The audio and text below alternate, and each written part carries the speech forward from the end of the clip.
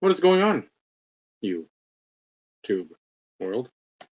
Steve, Vincenzo, Michael, since we're on a Wednesday, um, IRP 176. A hodgepodge of nothing tonight. Uh,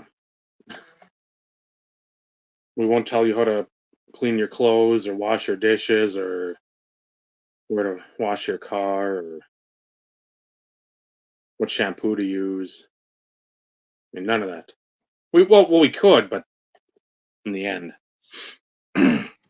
doesn't even matter. This is supposed to be card content, not washing cars and washing clothes. Come on, Dave. Oh wait, I forgot. Stuff and things and stuff. I forget that sometimes we have to go back to our roots. My bad. I'll shut up now. Our roots, yes, we have to go back after we overextend ourselves in other avenues. Um, yeah, a lot of I don't even know, not much tonight. I mean, we'll discuss a little bit about MLB. Hey, Advise you guys all the to new get in. kickoff, the new kickoff policy, the new kickoff rule in the NFL. Yeah, okay. I know it's out there, but I when I see it, I'm very much a visual learner. Did you watch any XFL games though? I did, but I don't remember them. So I like, and don't hold me to this.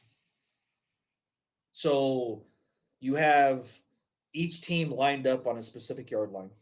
Yep, You have the kicker kicking from behind. yep. They kick it. Nobody moves until the returner actually has possession of the ball. That's when the actual, we'll call it the lines, can move. So Okay. in essence, are you still going to see some touchbacks with some of the legs in the NFL? You're probably still going to see some touchbacks, Yeah. but at the same time, like, let's face it, they're trying to figure out ways to liven the action on the kickoff instead of always being a touchback. So, no surprise onside kicks. That's been taken out. They have to. I don't know exactly how that's going to work though with the new kickoff rules. Yeah, because you can't. What the onside kick is going to look like, It will look but like the old ones. The onside kicks which will is remain the same. which is Okay. kind of what I was thinking Mm-hmm. because the other way makes no sense whatsoever how that would work. Yep. No. Um, And if I'm not mistaken, a touchback leads to the ball being on the 40. and that could be like I didn't read the actual write up. I think that's how it works. Is the guy kicking the ball has to put it in a 20-yard zone, whatever it is, those first 20 yards. But if it goes through the end zone or anything, I want to say they get it at the 40. There are no touchbacks with like the guy receiving the ball. He can't fair catch it. There's no more fair catches.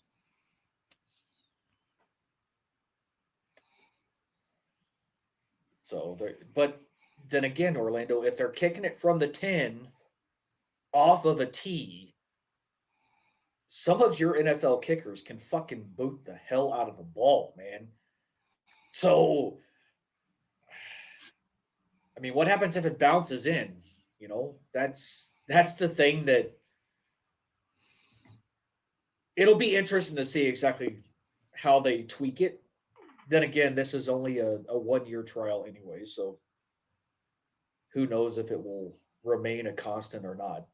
I do like the fact that they're trying to make it where the kickoff is not just that onside or freaking touchback. Yeah, I think they said that the return rate in the XFL on this style is like close to 90%, something like that. So you're going to have returns. which in essence, like to me, you kind of want that. I mean, Absolutely. that's a missing part of the game currently. Mm-hmm. Even giving them an extra 25 yards on a touchback, like, didn't take away from them still kicking it out of the fucking end zone. So, Right. like, yeah, and I mean it did. It killed a lot of the action in the game, and that cost specialists money. yep, yep, Mhm. yep. Because they're not doing shit. The only thing Mhm. they have an option is on a punt return. Yeah. And your kick returner is not always your punt returner either. Yep. Yeah.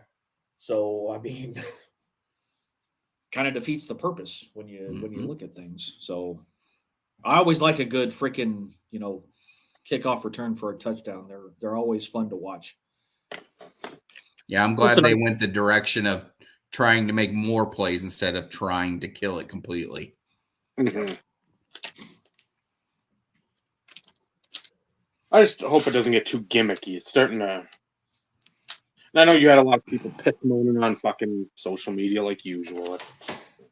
What else is new? But it's like you don't want to have the fucking people running down like a kamikaze. Is that cool for us to watch? Oh, absolutely. But you've seen enough go on medically where you want somebody offing themselves at 40, 45 because they had 10 years of being a kamikaze in the NFL. Is that really paying off when you're a special teamer? I'm like, really? That you're not. This isn't J.J. Watt. I know he was one of the guys that I saw had a quote about let's just put flags on him. Well, how many fucking special teams plays did you run there, JJ? Let me know.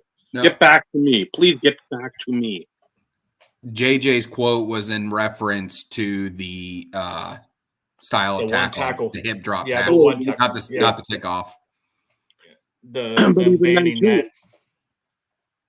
that. uh, Yeah, but I, so here's the thing. Let's all put things into perspective though. that's no fun. You know, no fun league, it's got the nomenclature, but at the same time, look at how many young players have had to quote unquote retire due to injury because of certain aspects of the game that are now being prevented. One, for instance, like the horse collar tackle. I mean, that should have been banned like a long time ago. Years ago. To be honest, It because should have never been legal. To see how some of those guys would fall and land and their knees buckle. I mean, you're sitting there, it's like, oh shit, it's almost hard to watch, right? Yep. So, in essence, they're trying to protect the NFL is trying to protect their investment. And by doing so, they have to consistently make changes. Yes, does it make the game a little less fun at times? Yes and no. My biggest complaint has always been, a little knock on the helmet to the quarterback where you're sitting there watching it in real time and it's literally like one of these and then it's a flag. Now that I have a problem with. Mm-hmm. You know what I mean? Like you can watch it in real time. You don't need slow-mo. You watch it in real time and it's just like a graze of the helmet. Like seriously? Now no hits to the head, blah blah blah. Yes, okay, I get it. But come on now. That's where it gets annoying and less enjoyable to watch is when it's something as minuscule as that. Mm-hmm. So I don't know.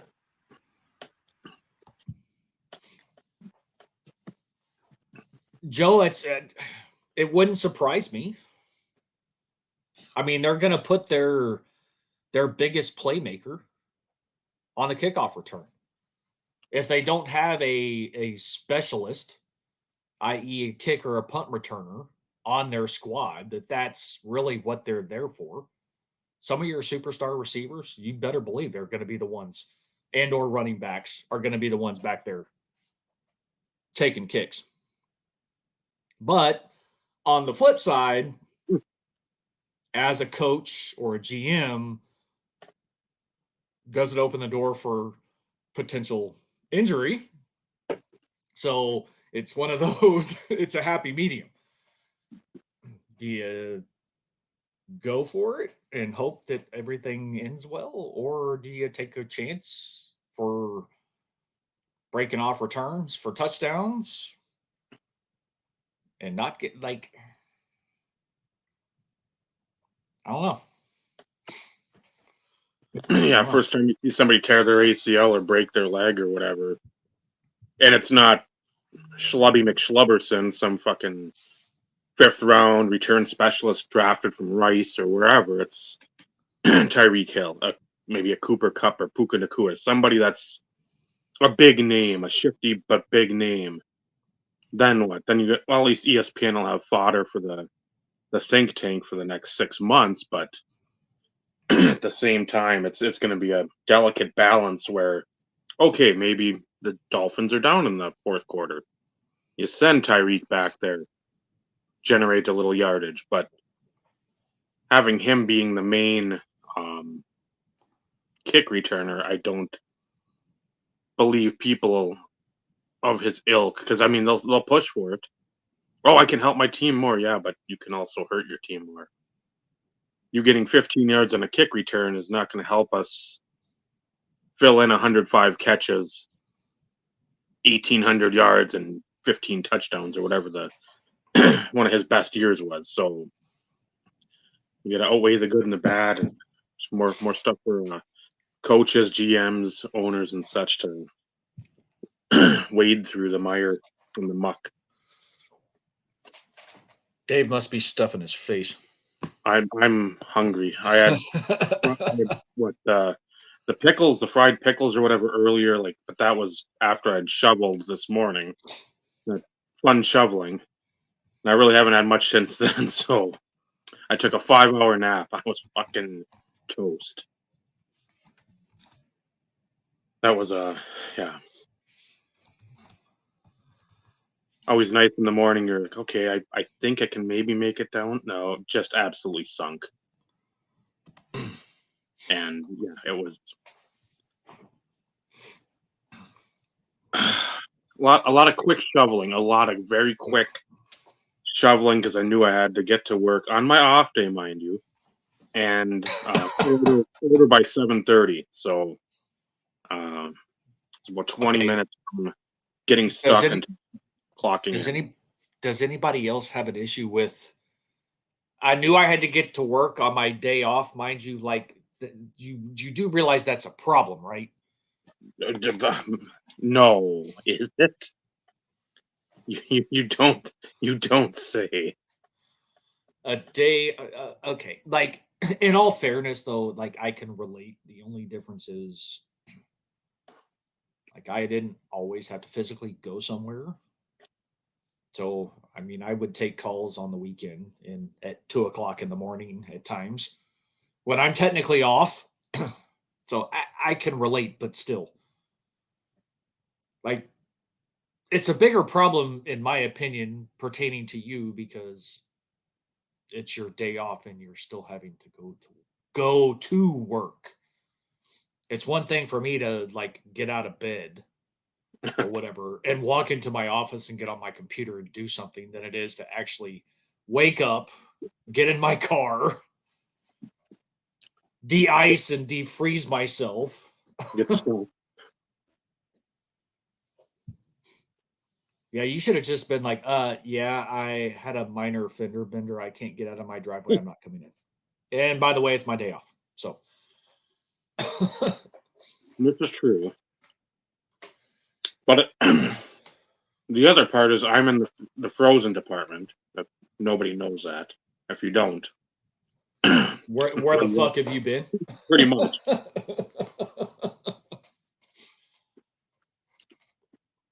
So I know what I need. If there's stuff that's like, okay, I need to get this for the ad this week or whatever, because this is our last freight from this particular warehouse, which we have a lot, like the house brands, the generic stuff that's on sale this week for the Easter push.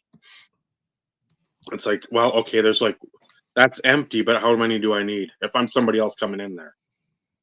Okay, this is full, but for me, I know we sell a bunch. I'm going to order an extra case or 2 or 3 or whatever, like Cool Whips and like Orida stuff and vegetables and whatnot and pies. Like, okay, So I can get I have a question real quick though. a. Like, humor me for a minute. You guys Oh, do yeah. have like point of sale sheets and shit like that where it tells you like Mm-hmm. how much of something that you sell. Yep. And We you're have stuff that we ordered in the last X amount of days, and then from um, the previous year, because usually the ads are an overlap of a good 80% is the same stuff you sold at the same time or for the same the holiday the previous year. And yes, we have like the point of sale stuff too as well. okay, so nobody else knows how to read that. At that store, you would be amazed. Okay, I just had to ask because like I'm not dogging you by any stretch of the imagination. Like I'm not. You know what you're doing. You do it well, obviously. But I'm sitting here going like you had an issue this morning and it's your fucking day off. And yes, I'm getting ready to say this, and I know what your retort is going to be. There are management that should know how to do this for you. That's their job. Like if somebody can't be there, that's what they get paid to do normally. Yes, it's a poorly run from the top, the middle part where we're at, or upper middle, where we know our jobs is like I've said before, like 6 to 8 people at. If we could get rid of a lot of the other fluff and my dumbass boss, we could be golden because we wouldn't have to deal with a lot of shit. But I mean, that's a lot of places everywhere. But It we is, know to but do what we're doing. I know it just I'm agitated for you.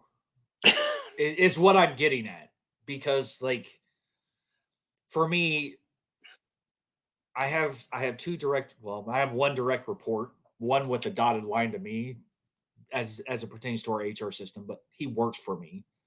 And then I have my boss. So it's one of those in which when I'm off, my team knows what to do 95% of the time. And if they don't, they go to my boss and she's going to give them the same answer that I would. Like that's how the chain of command is supposed to work. That yeah. And for you, like I said, you had an issue this morning. It's your fucking day off. Somebody should be able to step in and do what they need to do in order to support you, especially on your fucking day off. I concur.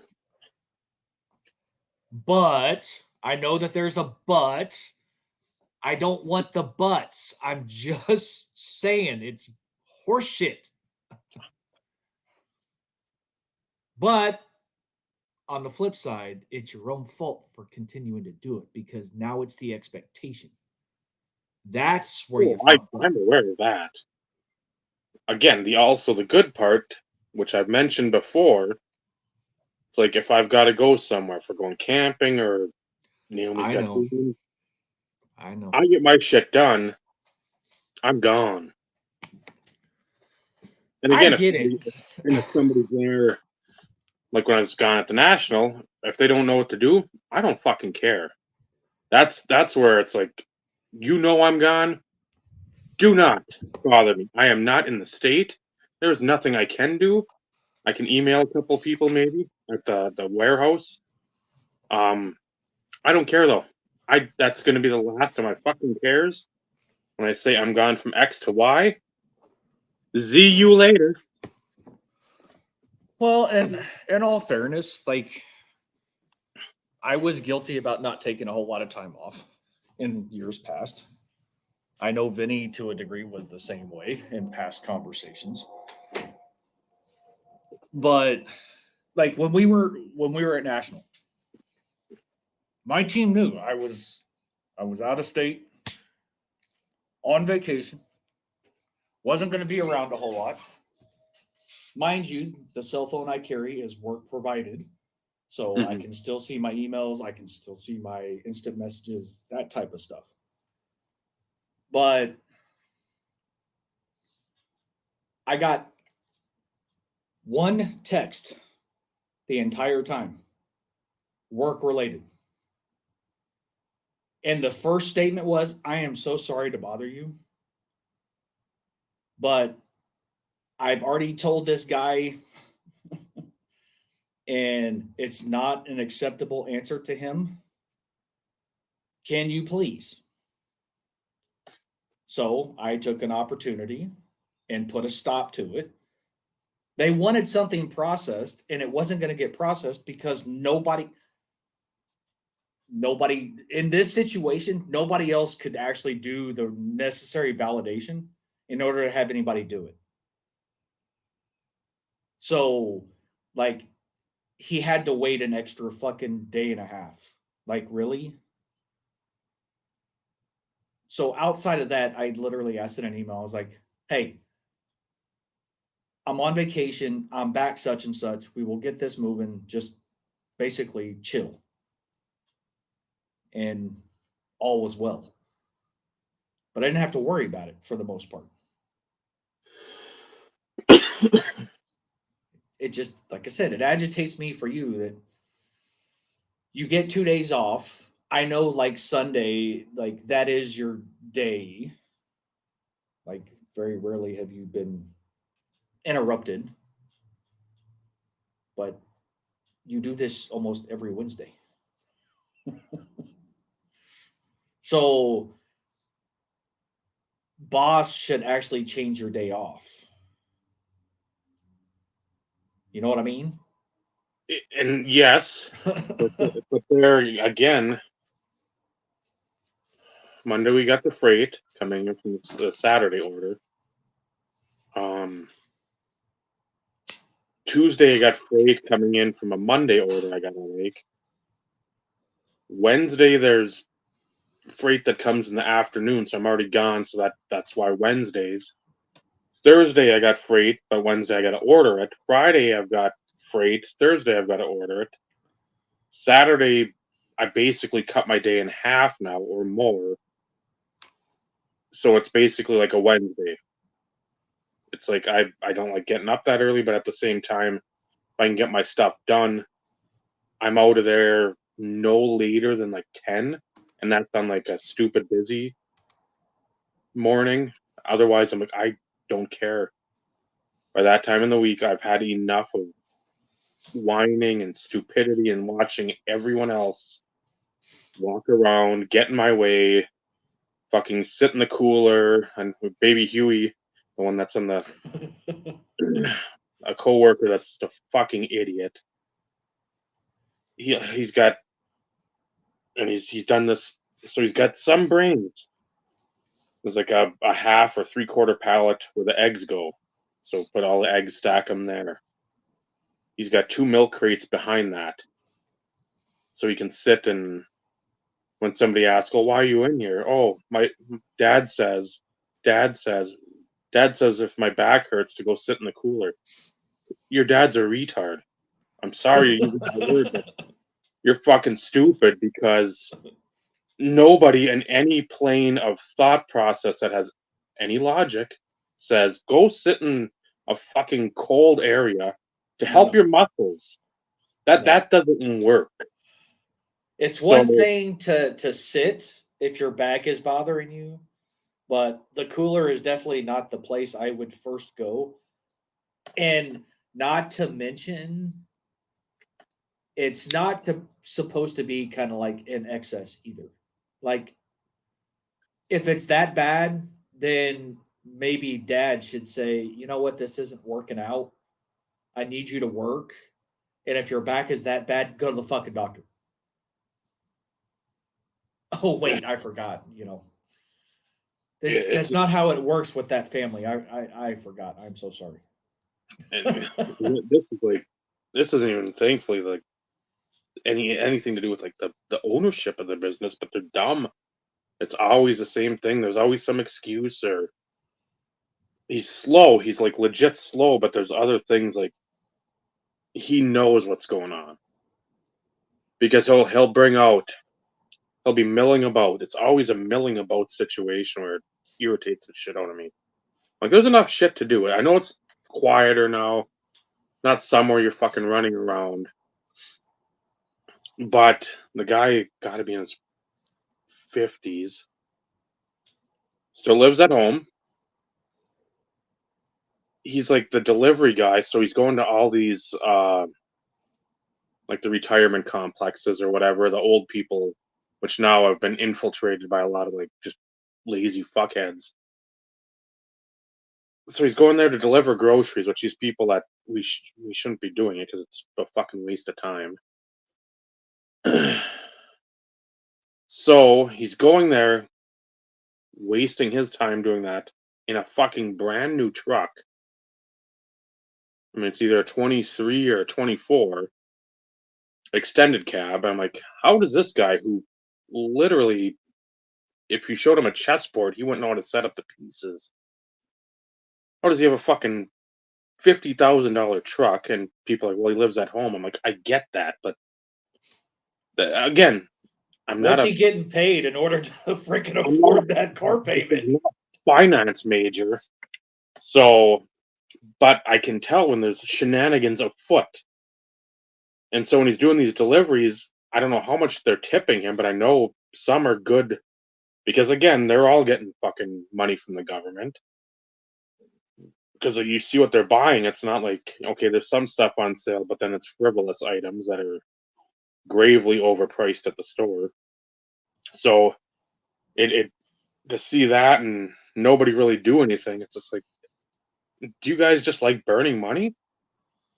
Maybe. Can we just get a fucking Brinks truck in here and start it on fire? I mean, that's what we do every day at the stupid store. Well, So putting things into perspective, though, a lot of people could say we're spending money on frivolous shit, though, too.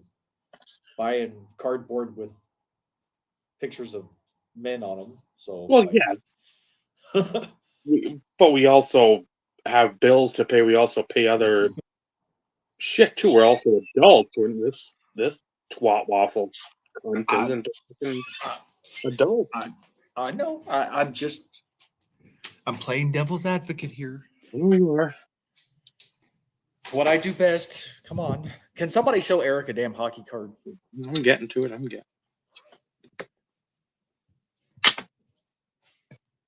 Vincenzo has a.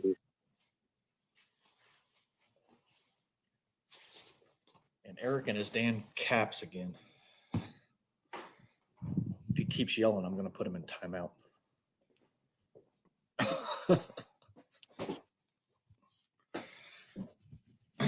you could like speak to their Vinny. Just throwing that out there.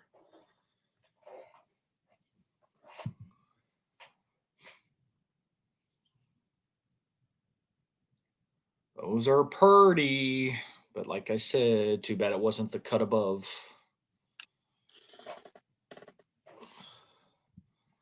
Still have to open that box. I know there's a lot of stuff in there. I don't remember what, and I choose not to look back on like eBay to see what I got. Oh, in the Lindros box. Yeah, You hadn't fully gotten through it yet. I haven't even opened it Oh no shit. because I want to do that live on like maybe a Okay. simulcast. Maybe do it on there. And because I know there's I think at least 70 cards. Oh wow. So So Michael, if you want to show your big one, it's not hockey, but you want to show your big pickup. You're on mute. I am on mute. Let's see if I can get a good shot of it here. There we go. Game worn.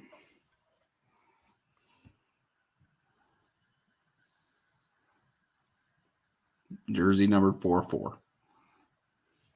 I have not decided whether or not I'm cracking it out of the slab or not. I think it looks nice in the slab. It does Fuck the because grade. it's one of the newer PSA ones.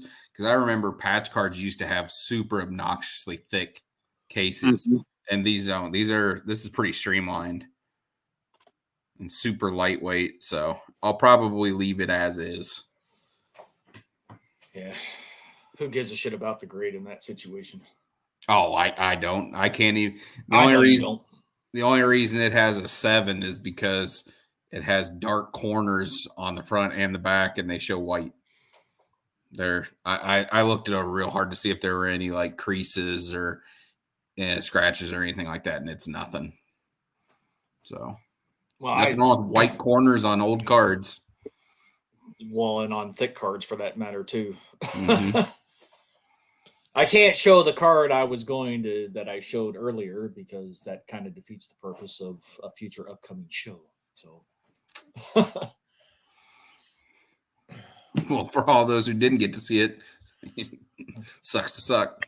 they'll get to see it. Yeah. Yeah, they will get to see it. Yeah. I could have showed some of the other ones too. So Dave, not that it matters. Did you at least locate larger than life?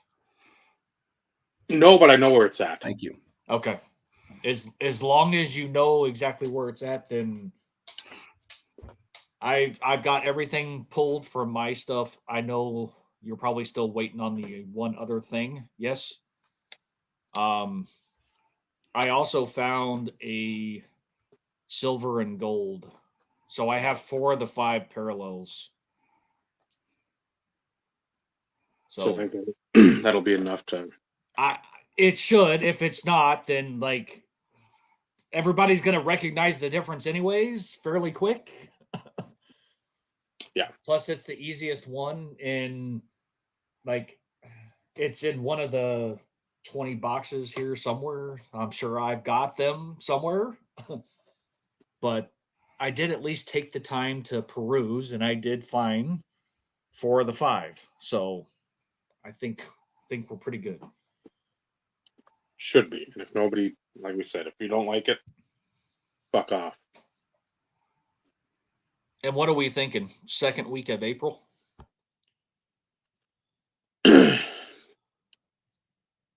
Because next week we have a guest. So that's the first week of April.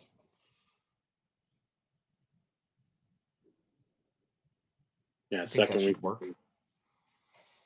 I know we can't have to do it on the weekend because the second week of April is, or the first full weekend, 10 days from now, WrestleMania. So that'll be tough to squeeze in there. Well, since we're doing it as a show, I mean, that's one nice thing about it. Yeah.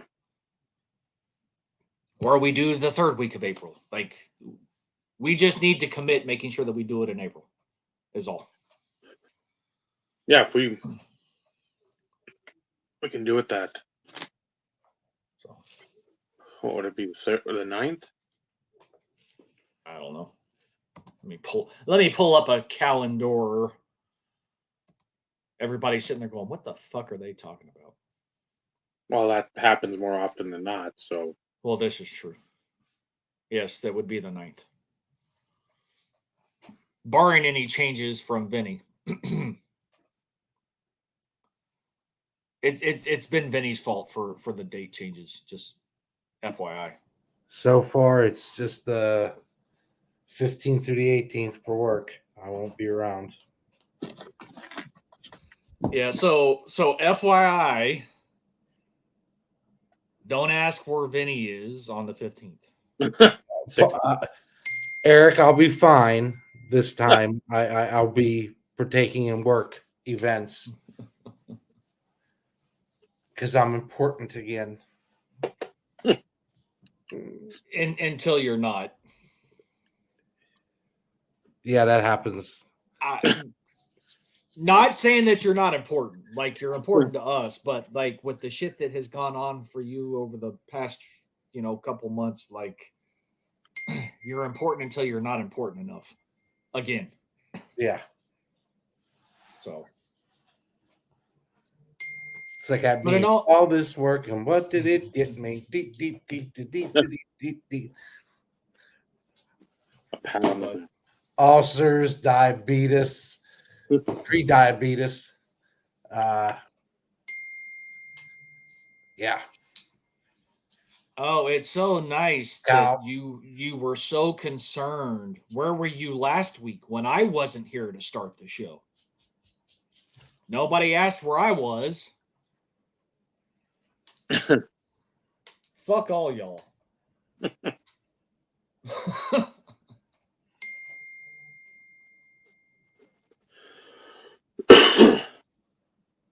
Yeah, Mike, don't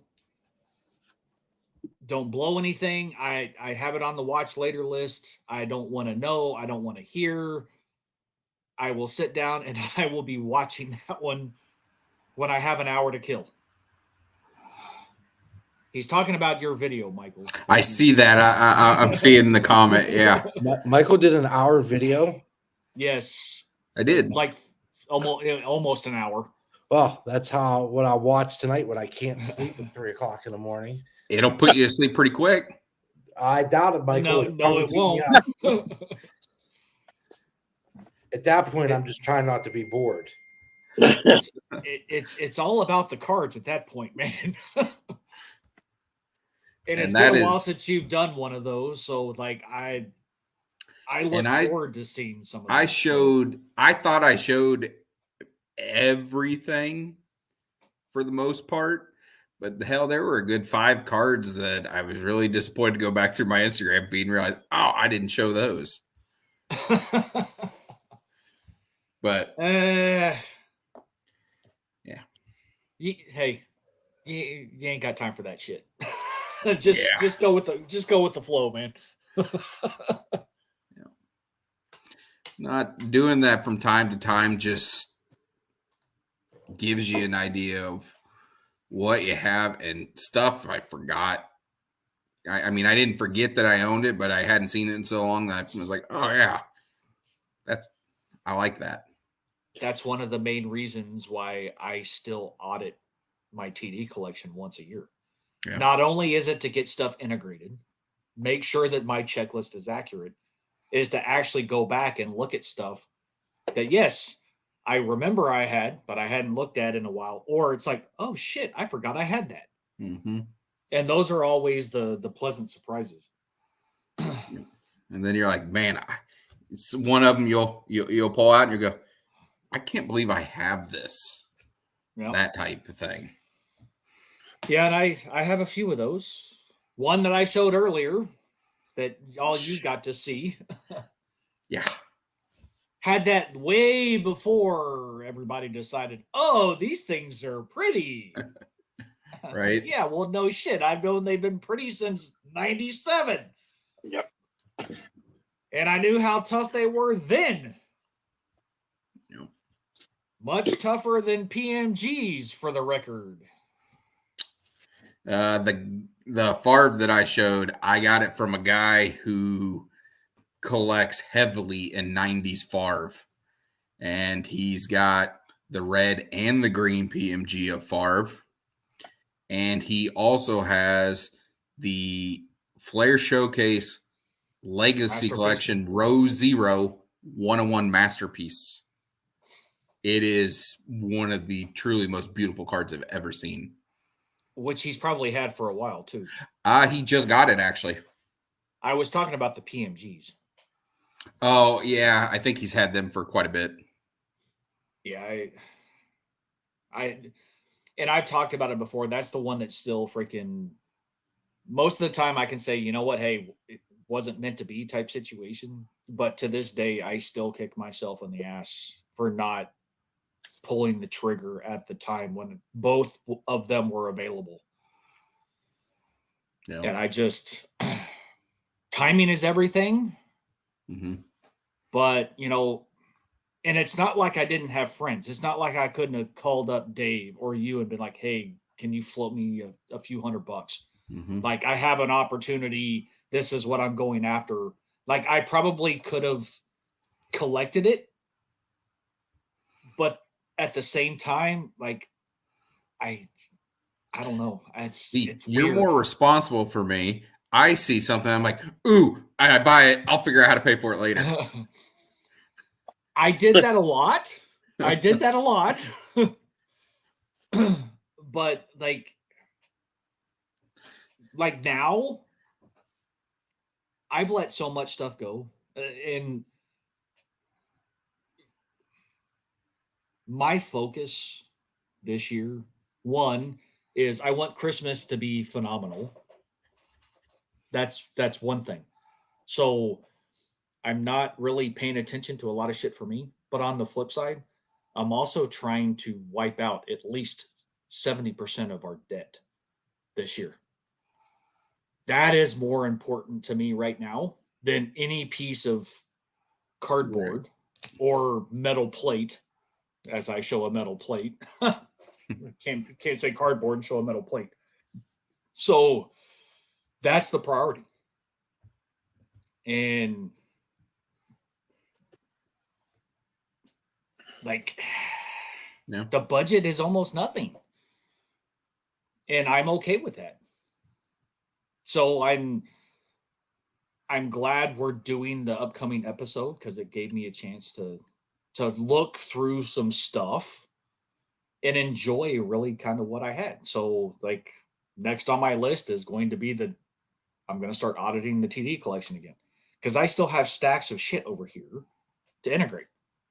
Not to mention going through some of these other boxes, pulling out Broncos inserts, parallels, rookies, that type of stuff, and actually get it with the Bronco stuff and start working on integrating that and getting that more organized.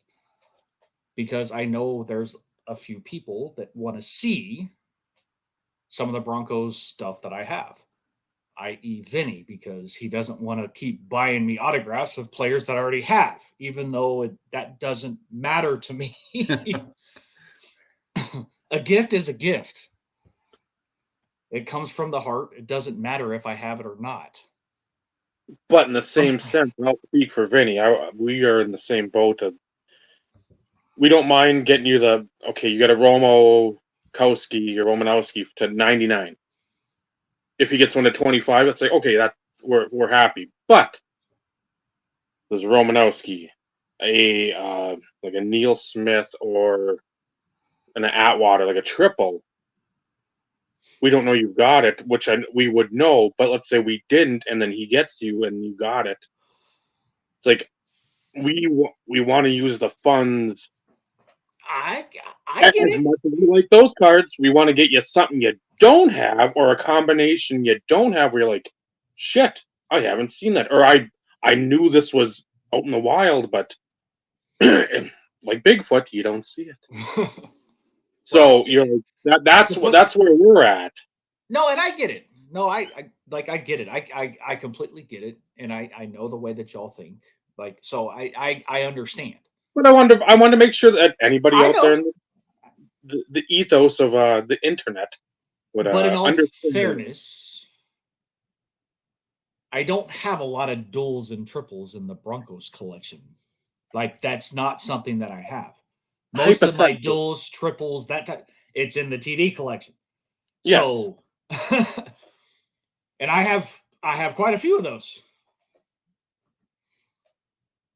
And if I get a burp on my ass, I'll actually go over there and pull a card that I'm almost willing to bet nobody's freaking seen. Run that past me again. If I get a burr in my ass, I may walk over there. I thought you said a burp up your ass. I'm like, what?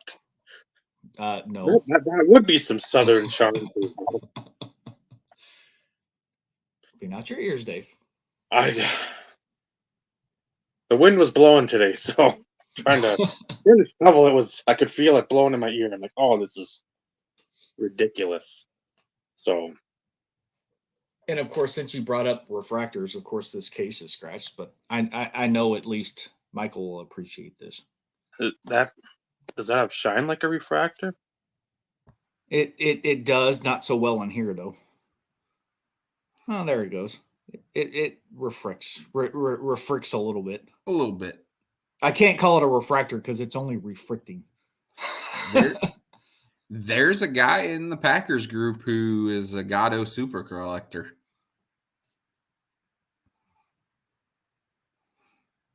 Is that 259? Yep. So the box toppers from 06 Topps Chrome. And if you can remember, Michael, going to make you go back in your way back machine. Mm-hmm. Back before they actually changed the reporting, or they announced that they were going to change the reporting as far as online sales type stuff.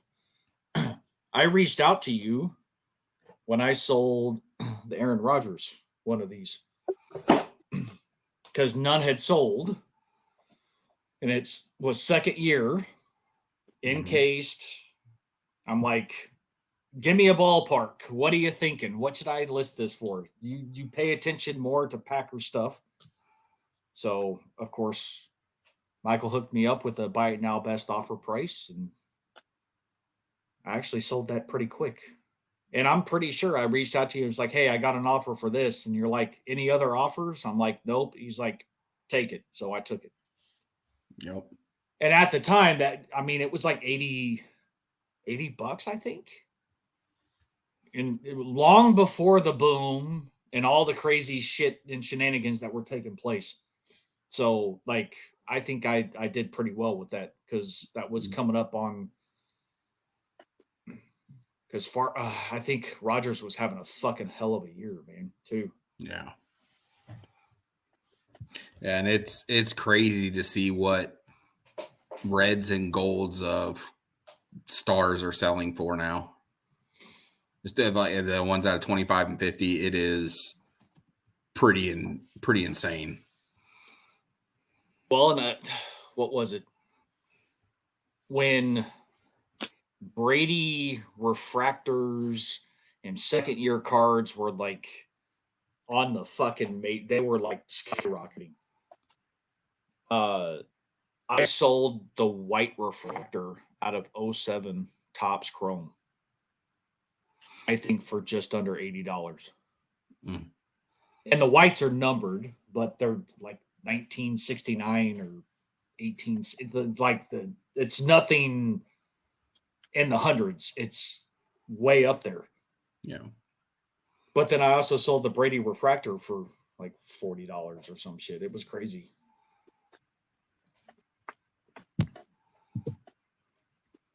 But that's when I was actively looking for shit to sell. And in 2012, I went crazy and built the chrome rainbows of every Packer that was in the set. And for whatever reason, that year they just had a ton. I think it was like 7 or 8 different players, including some terrible rookies. Well, they ended up being terrible with Nick Perry and Casey Hayward. Well, Hayward ended up being good, and then we let him go because that's what we do. But yeah, but I had Rodgers, Woodson, Jordy, Jennings, Clay. I think James Starks was in there that year, maybe. But I built all those and had everybody base through red, and ended up selling them all except for the Clay Rainbow, obviously. But man, I wish I would have held on to those Rodgers and Woodson ones because those reds of those cards are in the hundreds. Yep, nowadays. Mm-hmm. Yeah, you should have gone with like 96 Chrome, Refractor Rainbow, one and done. Yeah. Or 97 or 98. Yeah, it's funny whenever I pull out all my chrome rainbows of Clay, and it goes from first year where there's only like 4 parallels, and then the pictures just keep getting bigger until there's 20 cards nearly on the table. Yep. It's crazy how they've taken it that far. My favorite, I love the sepias out of 99. They're pretty. And then in 2011, they had the crystal atomics out of like 139 or some weird number. But it was the only year they did crystal atomic, and those cards are beautiful. Those are my two favorite parallels over the years. The sepias are just always look great. Don't lie, Michael. Your favorite is the super. Come on now. No, because Especially I mean, the 2015 one. I knew you were going to say that. I'm scared to death that the 2015 I'm never going to get because somebody threw it away because it looked like a base card. I mean, I guarantee there's supers out there that are in somebody's junk boxes because they didn't look like 101s. Yep. And it's not like they put them in the pack backwards. No. I mean, yeah, it's so faint. It's so faint. Yeah, it's nearly impossible to see even in person in front of your face. But the problem with tops is they didn't make they were always different shades every year. Some of them are super bright and some of them are a little dull. The swirls always look good, but the best looking one shine wise that I own is the 2011. It's the brightest of all of them. And I've never seen the 12, so I don't know what the 12s looked like in person. Yeah, it seems as though, and I could be wrong, like 96 and 97 chrome refractors, and I'm going back just to refractors. Mm-hmm. Like there is no doubt in your mind that they are refractors. I mean, they are, you like instantly can tell. Same thing even with the inserts. You can tell. Mm-hmm. Granted, you kind of got help because on the back of it says refractor. Yeah, at least they give you a little hint. But you're like right. 99, like 99 is the worst looking chrome set in my opinion in existence. They changed, like they had to have changed the chromium aspect of it, of what they printed them on, because even just the chrome itself is dull. And like it picks up fingerprints. It picks up dirt, grind, like they are ugly, which of course means that the refractors are fairly ugly and grimy and dirty and faint. But 96 and 97, like there is no doubt in your mind when you pulled one, you knew it. Yeah, and like you said with the inserts, man, like some of those baseball ones they just glow. Oh yeah. Well, yeah, like this one I just pulled up the Club 40 of McGuire. Oh yeah. I mean, these things are so bright and they look so good. The Fortune 15s were like that too. Mm-hmm. That are just incredibly beautiful cards. And you see the non-refractor version of it and you're like, that thing looks like a piece of trash. Because I know the refractor exists. Well, I mean, I showed one of the Ty Turner refractors from 96 last week. Mm-hmm. And even in kind of, I always say I've got crappy light in my office. It's because of where I sit. So like, I mean, that has a lot to do with it as far as how the light reflects off the card.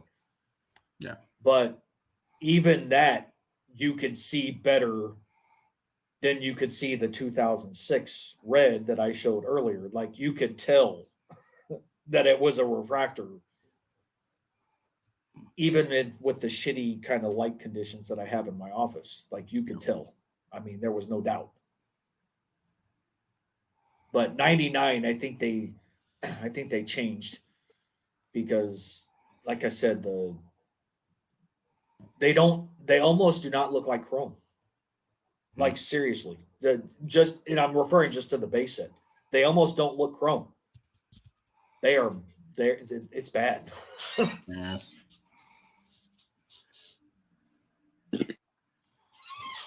But I don't know about you, Michael. I'm looking forward to when Fanatics even does Topps Chrome just to see and hope they don't completely fuck it up. Oh, if it's anything like what they did with the baseball uniforms, we're in for a treat. Is this? I just keep waiting for the cards to come out and the designs to come out, and it says Topps Chrome. It's gonna have the Topps Chrome logo and everything by Fanatics. I keep I waiting for hope them they to add don't. that nonsense. And again, I don't mind if it's a small little thing on the back. Yeah, you can have your little F. Have the little Fanatics logo on the back of the card. Yeah, I don't care one bit. I mean, Panini put their awful yellow and red thing on every card on the back. I don't care. But yeah, don't put a presented by or anything like that. Well, you know, if they got Chrome, it's going to be a Fanatic Fractor or whatever, Fan Fractor or something. You know, that's going to fucking. It'll They got be a every thing. goddamn iteration of some logo or tacos or presidents or hundreds or whatever the fuck it is. Which, I mean, Topps already did it with baseball, with the alien refractors and the taco refractors and all that. I mean, everything got gimmicky real bad.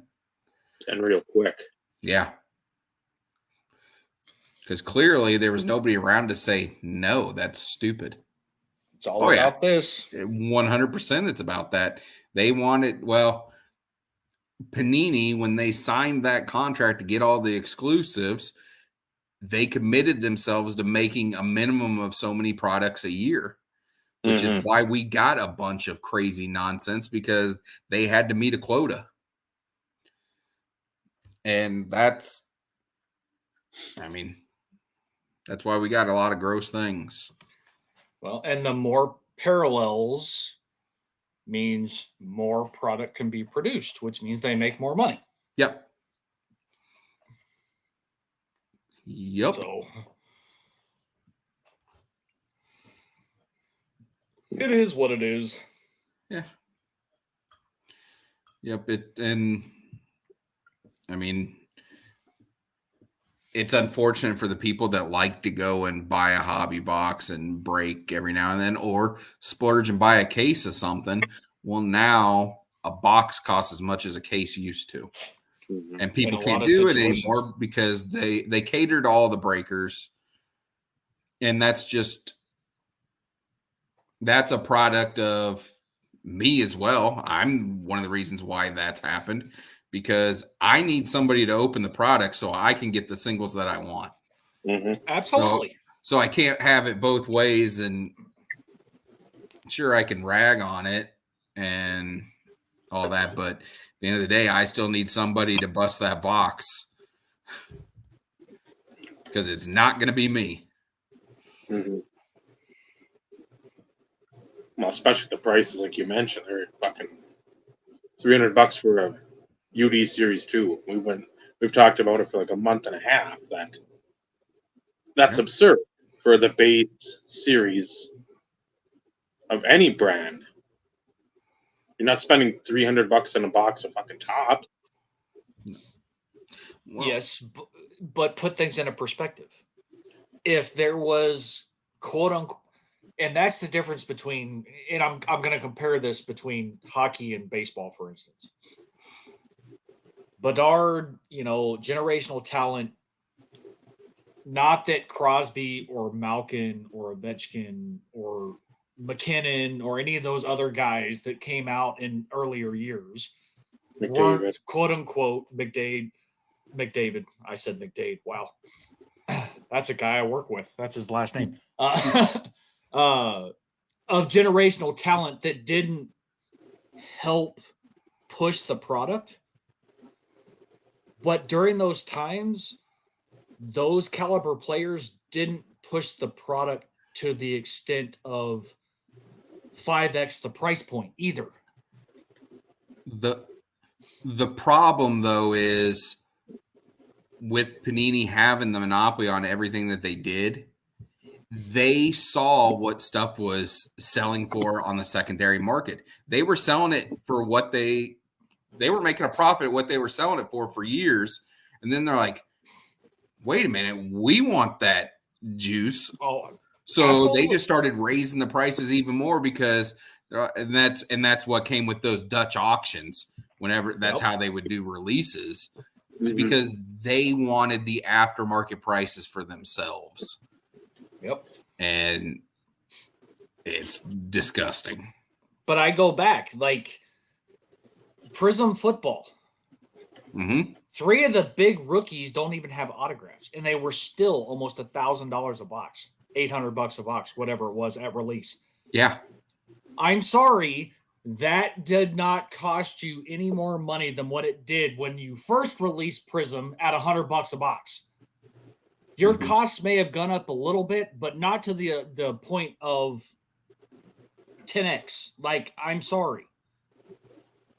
But yet, and I hate to say this, but people are fucking stupid and are paying the prices. If everybody would sit there and be like, you know what? Time the fuck out. And I feel bad for card shops, like I do. But if people would stop spending those prices, the manufacturers are eventually going to have to sit there and be like, we're not making any money because we're not selling our product. Maybe we need to rethink this.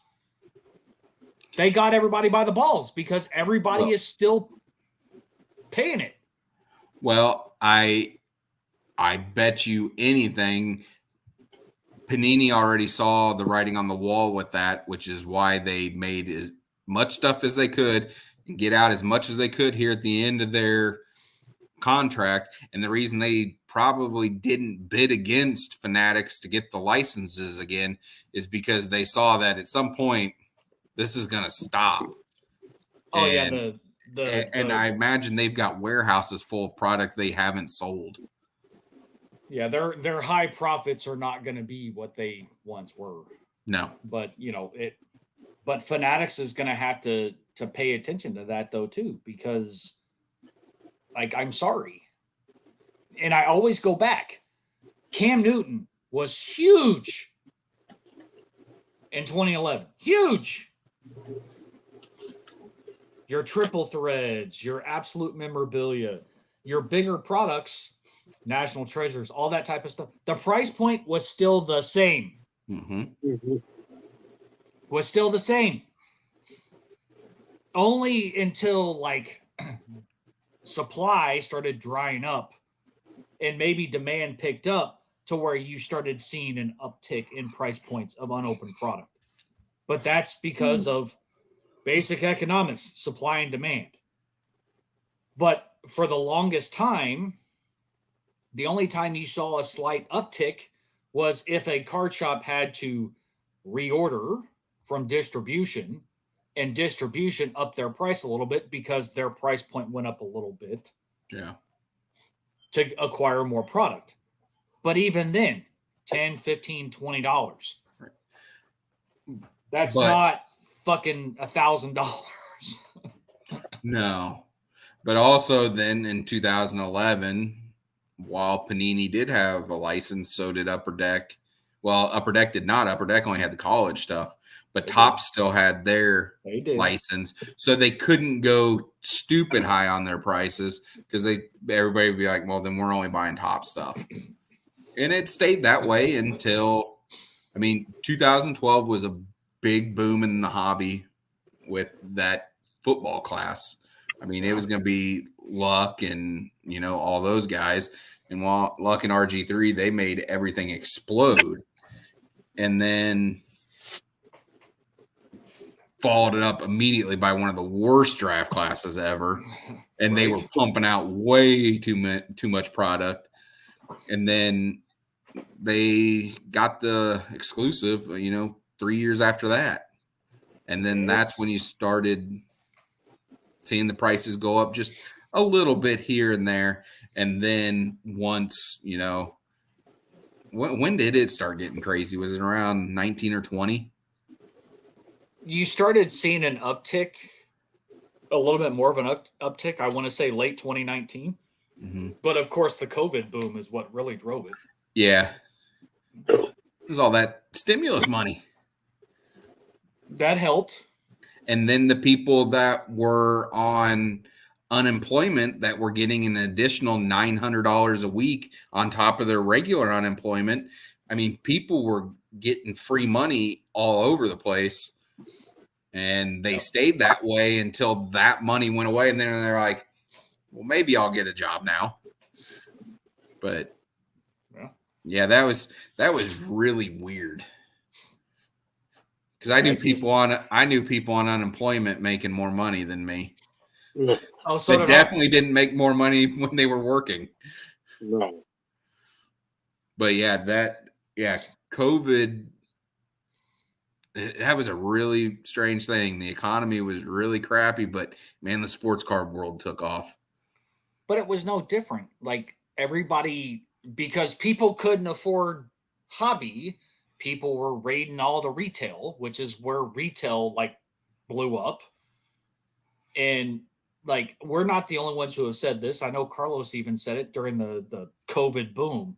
People bitching about high prices on retail, and yet people are still spending the money. It's like if you want it to come back to reality and you want to pay close to MSRP, stop paying the increased price. The minute people stop spending the increased price, guess what happens? They're going to have to drop the price if they want to sell it. Most people who got into the retail boom, they sunk a lot of money in it, but because they were making a shit ton of money, they kept recycling the money and only increasing the amount that they had time after time after time. Well, if you stop paying the increased price, eventually they're going to have to start selling it at retail. Hello. But also the manufacturers, they're going to dump it cheap to the distributor, to the card shops and the breakers and everybody. It's not going to reach the regular customer. I don't think you're ever going to see like blaster boxes and mega boxes and stuff like that under 30 and $50 anymore. I think that's just what it's going to be now. When before you could buy a blaster box for $15. And it would come with like seven. It would come with 7 packs plus 1 bonus pack, which was weird. And just tell me I'm getting 8 packs. Yeah. Well, and that's true. Like they're up in the price and giving you less. Like that's going to be a continued trend. I don't think that's going to change. And when they kind of got a little bit of lull in it, they started putting retail only, mega box only, blaster only parallels in each one of the products. This one you get orange laser. This one you get green sparkle. Yeah, I'm glad I didn't have to build Clay Matthews rainbows in the last couple of years, because I think Prism, I think it's the same on the football side, but I know on the basketball side, they're approaching like 45, 50 parallels, which is absurd. Because football, I know they have first off the line and no huddle, but basketball has, first or what is it? Yeah, first off the line, fast break. You've got T-Mall. Yeah, P-Mall, Choice. I mean, just tons of different products of the same thing. No, it's again, we've talked about it before. I like if you can hit like a sweet spot of like with in a Prism, the black finite. If it's with a Bowman Chrome, Topps Chrome, it's with the Super. If you can hit like 7 to 8 parallels, I feel that's you're in the cusp of going too far. But for the people that want to have like a little different, they want to have some chasing to do. That gives them some chasing instead of where people are like, well, I just want the black refractor, a super, and then I'm done. And the regular, it's like, well, you've crossed that bridge that hasn't collapsed, Yeah. and you're not going back to like 2 or 3 things. You're not going back to that point. Mm. A has been alluded to by the black box over here. Money is to be made. So obviously, well, let's not make money and let's take away from our potential pot and have people. You'll see on social media piss moan about fucking the 15 parallels, the 25 parallels. I'd rather hear we have too much than we have too little. So I'm okay with the rainbow going up to 15, only in the sense that I like, if like with Packers, I like collecting golds and greens, the team color parallels. So if there's, 12 or 15 parallels, you're probably going to be able to hit every team in the league's team color. Yep. And so I'm okay with that, with everybody being able to chase a team color parallel. But yeah, when you're getting in the 40 and 50 range, and there's how many animal prints do they have now? You've got tiger, zebra, elephant. I mean, crocodile scales or whatever. Oh yeah, snake skin. Snake skin's one. Because I know dragon scale. There's dragon scale too. As I say, Leaf with that, and I haven't picked up anything of late of Mo Ibrahim. They had one product that had I don't know how many different animal print scales. Like again, camel humps. I mean, at some point I don't need to watch Wild America as I'm opening cards or looking for cards. I want cards. If you're gonna have something, have your team color parallel. You know what you do? Here you go, card companies. Here's some free advice for you. Number it to the year of inception of the franchise. You can have one, and then you can have like the superfractor type, the vinyl. Have that to the 32 for like whatever team, the Pack 29 for the Packers, 26 for the Packers, whatever they were. Then you have 26 of them. You have 61 for the Chargers. You have 2 for the Texans. So do something like that where it's like, okay, then, and don't announce it. Don't put it out there. Don't fucking put it out there. Wait till people start ripping shit and people start, hey, blowout, hey, whatever Facebook group or whatever, wherever people are going to post on like a message board. Wait till you drum up some shit. I like that. So that's what Fanatics should do when they re-release tops and make their black border paper parallel. Make it out of the teams. I like that. And then make the refractor, if you got chrome, make that black refractor out of that number. I like that idea. Well, they did shit with contenders. You always knew there was going to be short prints, but you didn't know what the short print checklist was going to be for a while. Yeah. And that's the thing that people had to, hey, you want to know what we got for short print? Fucking wait a month after everybody's busted shit. Start going through, start comparing apples and oranges, oranges and oranges. Yep. You're gonna start seeing, well, man, I haven't got an Aaron Lynch or whatever. Well, that's not exactly a household name, so that's got to be one of the guys that's amongst the people that are not in full quantities. Joe Klopfenstein, every pack has a Joe Klopfenstein, so he is not limited. You get people talking amongst each other and trying to figure shit out yourself instead of always waiting for the card company to sit there and lay the information down on your feet. That's what I don't like. I like where you have to, it forces you to connect in a way. If you want to have a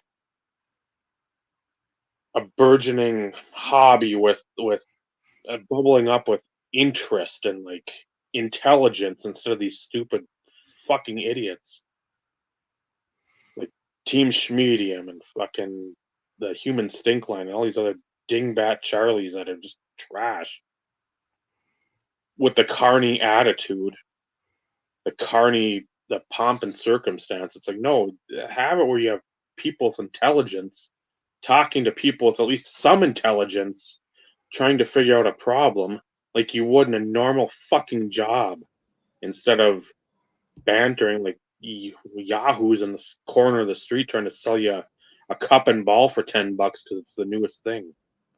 Well, the thing is everybody's like, our job is to get the cards in the hands of the collectors. Well, which episode of ours did you listen to find that knowledge that was preached there, kind sir? You friggin' Jagov. I mean, it's like everything that they had as mantras just switch over time, and they're so good at grifting that they make you it's like a Jedi mind trick. Mm-hmm. You do not remember me being a jackass. You don't remember that. You don't remember any controversy I did. I was watching one that came up in the algorithm because I was working and I had on for background noise, and it was like 7:00 the other night, and I was trying to finish something for work, and I had that on, and all of a sudden there's that gamble guy. Like, where did he come from? I thought he was like obliterated off the face of the earth and ousted from the hobby for his shenanigans. No, he's back. They have this generation has the shortest memory when it comes to people that hose them over. Oh, you shot my dad? Oh, that's okay. It's like, no. That no. It's that is like the opposite of okay. It's like the meme with Doc Holliday and Johnny Ringo, and he goes, aren't you retired yet? He's like, no, I'm in my prime. I'm like, us old guys like this in the hobby, we're in our prime. We still study. We still want to know. We still want to help people. These guys, it's just the money. And I get it. It's their livelihood. But can you figure a way how to be less scummy? And I like to watch a chart of the cards that they bought 3 years ago to today. Because if you're putting Mac Jones cards in people's hands still, or these weird one-on-ones of these third-tier basketball guys, the only person's hand that's going to go into is the collectors. Because who wants some? It's just, it doesn't make any sense. But that's why they want to create this ironclad circle. So all these newbies don't understand and realize and know that all these big sales and shit, it's a fugazi, in the words of Vincenzo. It's all fake shit. Yep. It's transferring from one hand to another. Yep. Like shell game. Oh yeah. That's all it's been. Now, on the positive side, I know, heaven forbid, I'm going to go on the positive side. Cards have increased in value. We've all seen it. Okay, not all cards, but you get where I'm going with this. Compared to years prior, the floor is a lot higher than what it used to be on a lot of cards. A lot of that has to do with a lot more people kind of coming into the hobby around COVID, looking for things to do. So that all makes sense. But all these 6-figure and 7-figure cards and all this other kind of, it's all bullshit. It's all bullshit. It's all a scheme, and it's been a scheme, and I'm fucking blackball me. I don't give a shit. It's a fucking scheme. it's almost like a Ponzi scheme. And all these people who want to keep this ironclad circle are the ones that want to keep it secret, want to keep it quiet. But for anybody with any sort of fucking intelligence can realize that a lot of this shit is same cards changing hands. Yeah, okay, you see the sale, you see the transaction, you see what it went for. You don't know who bought it, you don't know who sold it. I just appreciate those guys don't like cool cards. I get to collect the cool cards. Speaking of cool cards, so I got a bird in my ass and I grabbed a couple. I may have shown these, I may not have. But I know Michael will appreciate this one. Oh, yeah, that's pretty fantastic. And no, it's not for trade, so don't even ask. I was about to say, Michael needs to ask FSFP. We're buying, selling, and trading sports card high end all day long. Yes. That's beauty. I love the design of those. They fit so much into it, and it's still clean. You've got the headshots with the action shots behind them, and perfect spots for everybody to sign, and their actual signatures instead of initials. Though Ricky's is borderline just initials there. Well, that's how he signed a lot of his shit, though, Yeah. for a lot of years too. But yeah, but it's also because I mean it is a limited type of space. But Favre and TD, I mean, not serial number, but stated print runs. Stated print run to maybe 10? 20. Quads were 10. Okay. And see, and I prefer the triples because I like everything to be on one side of the card. And speaking of quads,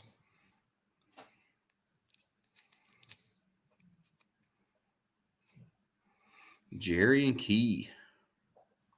Mission. I'll sit here and wait and have anybody tell me that they've actually seen a quad of these ever. I haven't seen that one. Yeah, put that on Instagram. And I don't know if you put that on there. If you have, it's been a spell. No, I haven't. Okay. Neither one of these have made Instagram. Like, the only time anybody would have seen these is if they've followed me on YouTube for as many years as what they have. I mean, I've shown these before. I'm sure Michael would, like, it would spark in his mind. Oh, yeah, I remember those. But it's been a minute since I've seen them. Mm-hmm. But, you know, it's, like you said, cool cards. Like, I'm not an influencer. I'm not made of money. None of us here are made of money. When we show off cards, it's for the appreciation of the card. It's not because we're trying to, you know, get into a dick measuring contest or the flex. It's because some of these we've had for a while. Some of them may be new, whatever. But it's not. It's because we're showing an appreciation for the card. Yeah, and you will never convince me that a Prism Gold Wembanyama out of 10 should be worth 5 times my entire collection. It doesn't compute with me. Nope. It doesn't make any sense whatsoever. And that's where I'd love to pull one of those and immediately sell it. And then I could buy everything that I want. Yeah. And still have money left over. 100%. I go on there and buy every card I've wanted that Black Rose has been hoarding, and I still have tons of money. And then, of course, this is one I'm sure not many people have seen either. That's shiny. I like that one. That's the Super Bowl MVPs. Award-winning signatures. This is from It's Super Bowl Super MVP Bowl. right up there in Yep. the corner. Yep. Yeah, I need to get Favre has a solo card, and I don't necessarily know that it's that year, but he has one of those award-winning signatures. And I just haven't picked one up. And it's crazy because I can pick it up for like 95 to 110 bucks. And it's celebrating 95, 96, 97 MVP 3 years in a row. But I mean, like I said, for anybody who's followed me for long enough, like none of this is new. Yeah. That's your mail day the other day. Do what? That was your mail day the other day. That's what you're showing off right now. No, to be quite honest, I still remember when I was able to snag the quad. And like outside of probably the flawless 1-of-1, it's probably top 5 of most excited of a card that I won. Because I never thought I would see it. And I mean, I'm still missing 2 triples,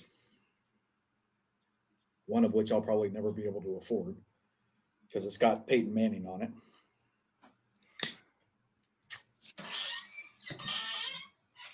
And I'd only seen one, and it was within the last few years, which I don't even remember what the asking price was. But because I'm a cheap bastard, I can't justify some of the prices that, stuff is going for. Maybe it's because my mind is still in pre-COVID times, which I need to get out of that mindset, I guess, and just accept the reality. But at the same time, it's hard for me to do that. Mm-hmm. I think Brad had a video up today. And I want to say I was watching, or I put initial bids on a lot of stuff that 06 NT. The one of the times I actually looked through my Hall of Fame patch save search. And I saw like Paul Kroos, Y.A. Tittle, Ozzie Newsome, and then there's I think Paul Warfield. And I'm like, oh, I can get that nice price. I hope Brad's not looking, but I think he will be. I mean, I know what he got it for, and I'm like, that's most of that stuff was like 2.5 to 3 times what I was getting it at. Yeah. And like 18, 17. Part of 19. Those cards haven't been seen since 18 and 17. Oh, I know, and it's such a, like Steve just said, it's so tough when you've actually collected something for a number of years. We say a lot of the time, stay in your lane. This is a time where we have to get out of our lane to like this new, the one phrase we loved during COVID, the new normal. Yeah, and that's what we've got to do, and it's impossible. You're sitting there like, that's something I could have bought for like $30. And now it's 150. And I'm like, what is going on here? This is obscene. I mean, it's worth the price because it's such a cool card. But 30 to 150, sometimes that's not the jumps that I'm talking about, though. Like, I'm talking about $200 and $300 to, $1,200, $1,400. Yeah. Or, fucking, what's another prime example of something that I ended up watching not too long ago? I can't even remember now. But yes, 30 to 150 is a hell of a jump. But for something that's really nice and low numbered or rare or something like that, I can justify that a lot easier than what I can something that's $300-$400 going up to $1,200 and $1,400 and $1,500. Oh, now I remember. I talked about it. Whoever it was it Brad? No, it was Ed sending me a picture of the flawless Ruby, dual patch autograph to 15, $650. at a show for the 1 number to 15. Mm-hmm. One was like a single colored patch.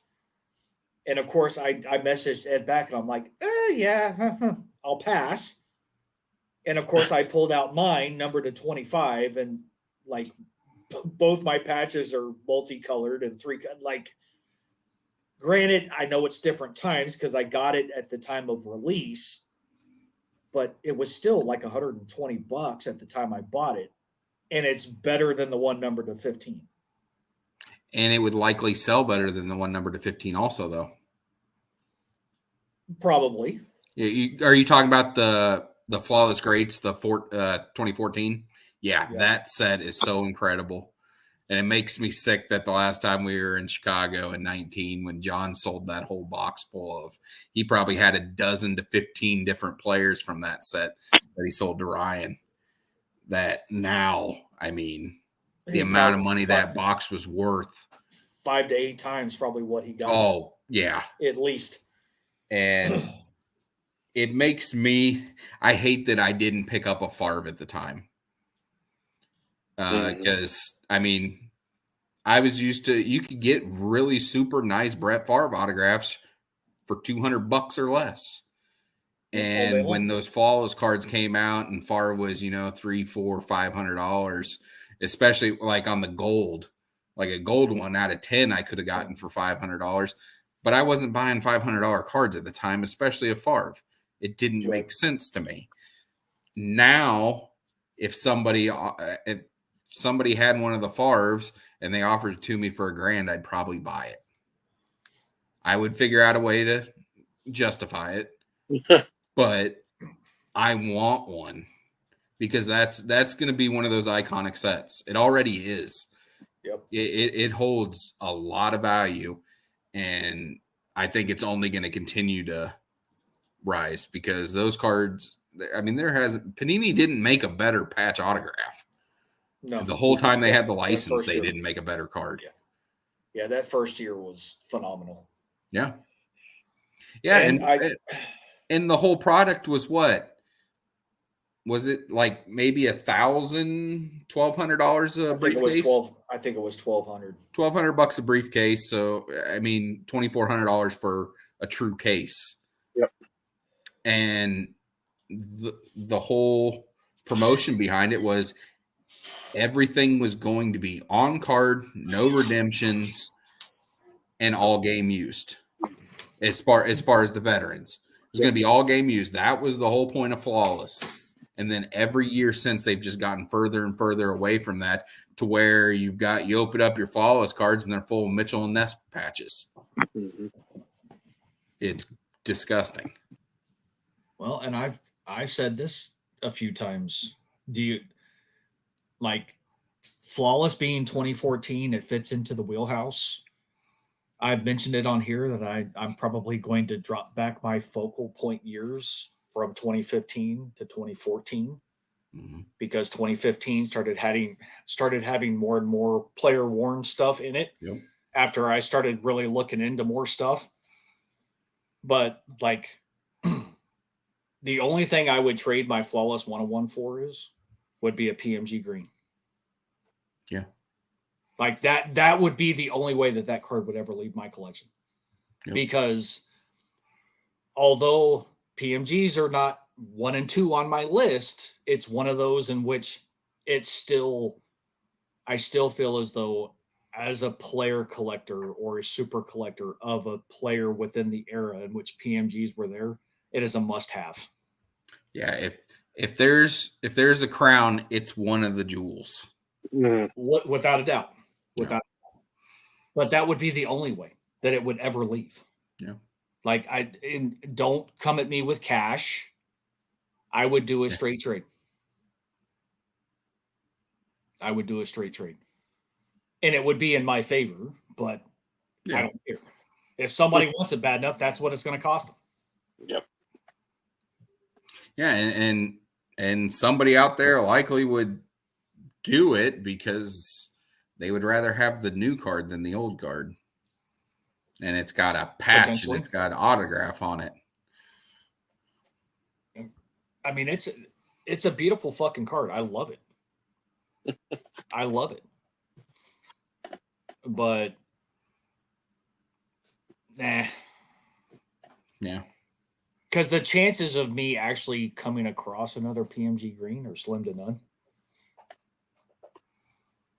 And when you put things into perspective, I want to say the last PMG green that I saw sell was like $8,000.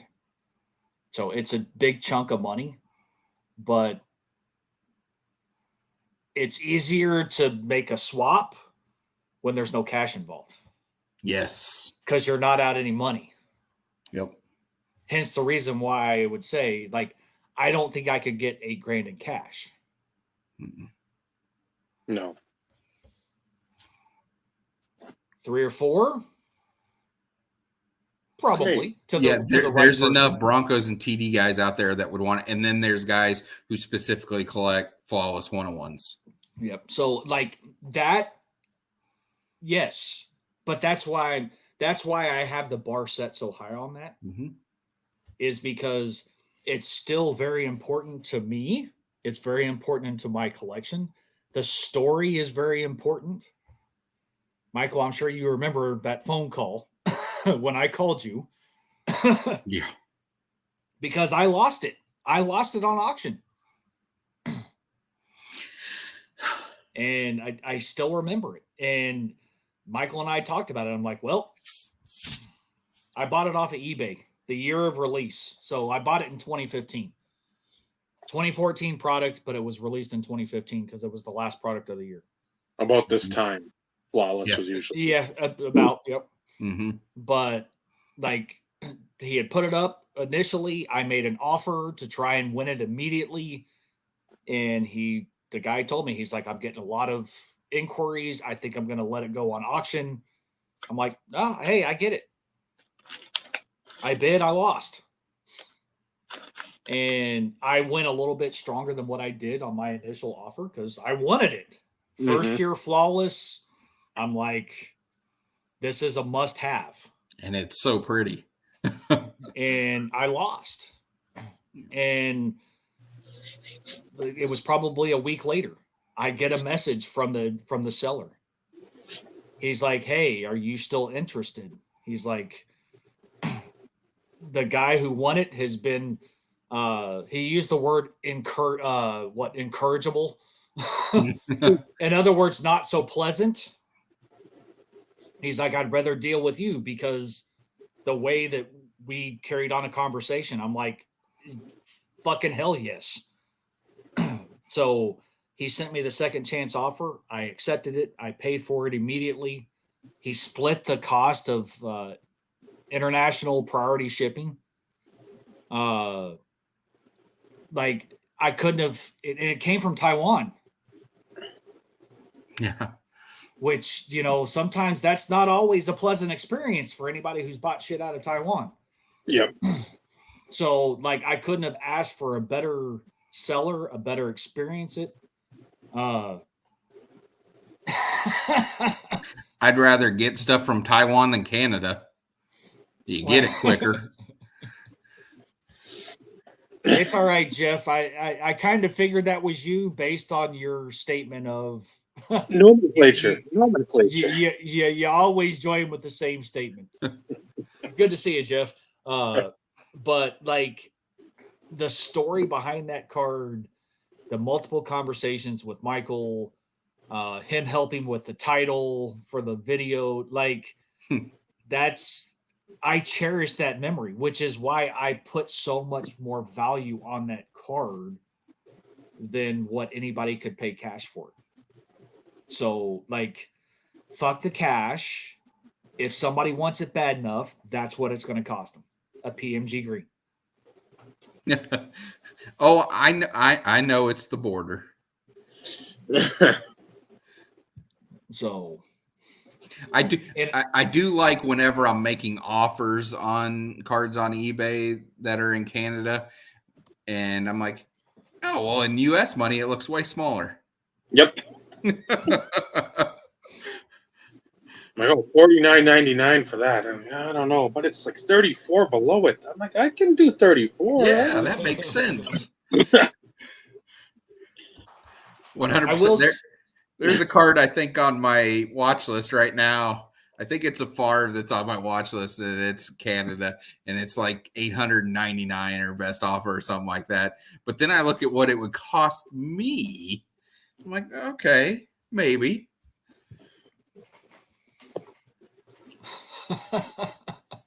Funny how that works. Yeah, well. I will say, the Flawless 101 finally, I think it was last week, it finally hit 100 likes. Nice.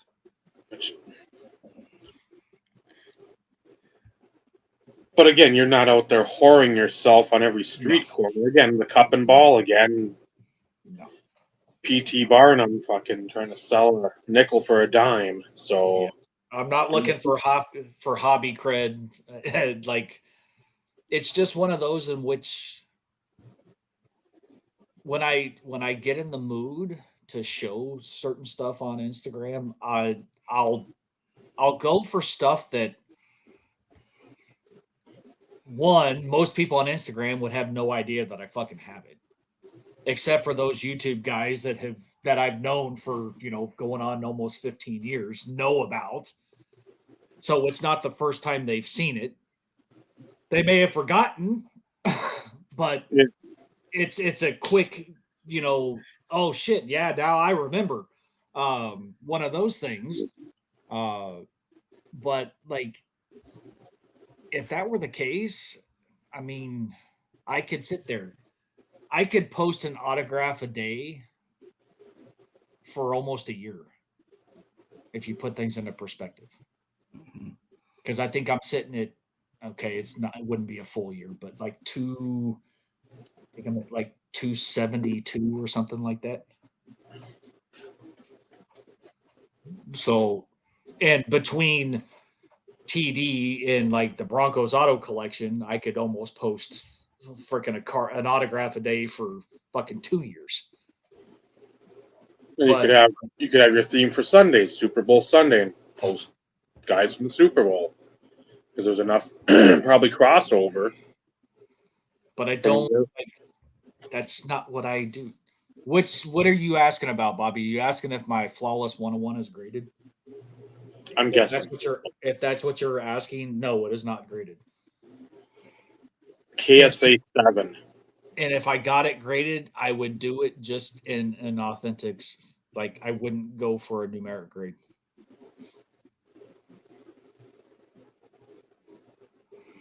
I don't have enough posts on Instagram, Stu, to start reposting. It'll still show up in the same frame on the phone.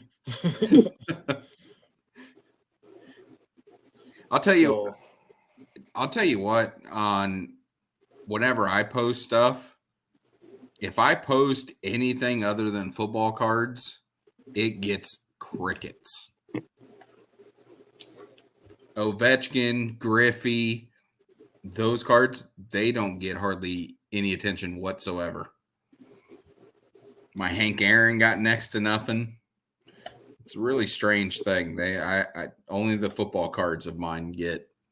I'll show you that. A little bit. No, you didn't. That is awesome. I have one of those. And then there's, I think, a blue. The foil on the bottom's blue or red, one of the two. I've never seen that card before. Say, is it Contenders Clash? Is that what that says? Yep. That is a badass card. There's a small write-up about the game. All that's about the game. Yeah, from one of those. December 14th, 97. So if they can, card companies back then could write that much about a game, which is 6 lines about a game, and you can't write about somebody's career. It's just a sentence. This guy plays football. And unfortunately, me will need a magnifying glass to try to read what the fuck it says.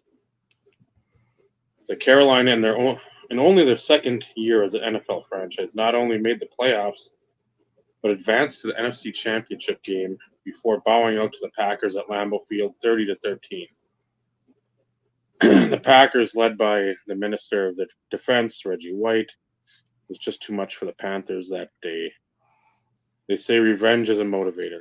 That, along with home field advantage for the 1997 rematch, should help or would help Kerry Collins and his Carolina teammates. However, the Packers are defending Super Bowl champions and led by Brett Favre and company. They bring a formidable team to Ericsson Stadium for this clash. So this is like foreshadowing a big game. So I like that. I just sent you a couple pictures, Dave. I didn't want to talk about it on here, but there's a card out there that I will be going after, and it's specifically because of the blurb on the back of it. Okay. No. Yeah, that I love that kind of stuff. Well, when we go in after hours, you'll have to show the one card again, Dave, pertaining to the future episode. Because even for me, like in preparation for this, I did some additional research. Like a lot of everything that Dave and I talked about in preparation, it was all up here. But then I stumbled across the other thing. I'm like, what the fuck is this? I'm like, I don't remember this. I opened a lot of this. Why don't I remember this? So maybe it was a retail thing. I don't know. But the fact of the matter is instead of showing player stats, it's a fucking blurb. And it just happens to be somebody that you like. So he showed it earlier, but you may not have been fully paying attention to realize what it was. Because it's not like it's nothing super special. It's not uber rare that I'm aware of, but it was something that I didn't even know was out there within that set. So we both learned something.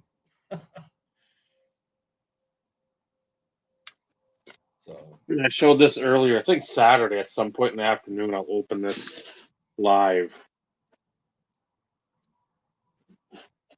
So, like Frankie McDonald says, be prepared. well, make sure you at least let a few of us know, because if I can tune in, I'd rather watch it live instead of catching it on the replay. Yeah, I'll put a placeholder up probably by Friday, somewhere amongst the channels. Probably be on mine. Get a video over there, sports card wise, instead of me farting in the bathtub. Yeah, I saw those pop up, and I'm like, oh, Dave's at his shenanigans again. I gotta get some videos out there. I gotta make content.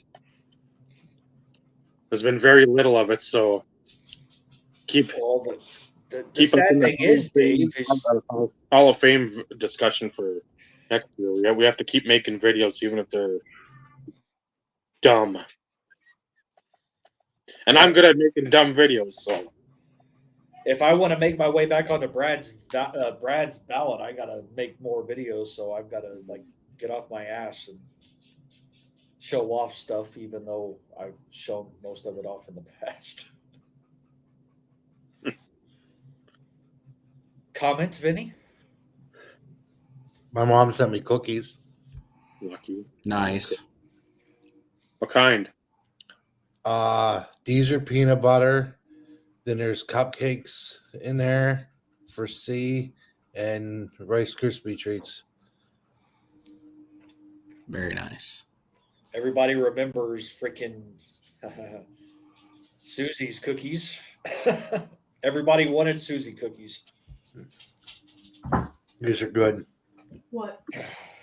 My mom's cookies. Mm.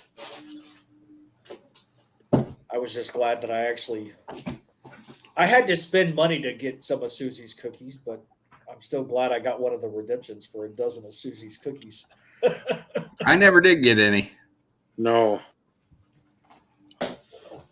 Who's Susie? Like I said, I had to spend money, and I just happened to get lucky and get one of the redemption cards in the MS sketch packs that he was selling. Yeah. And I thought we Yeah, had a troll in here, but it was Jeff Morris. Sorry, Michael. Didn't mean to cut you off.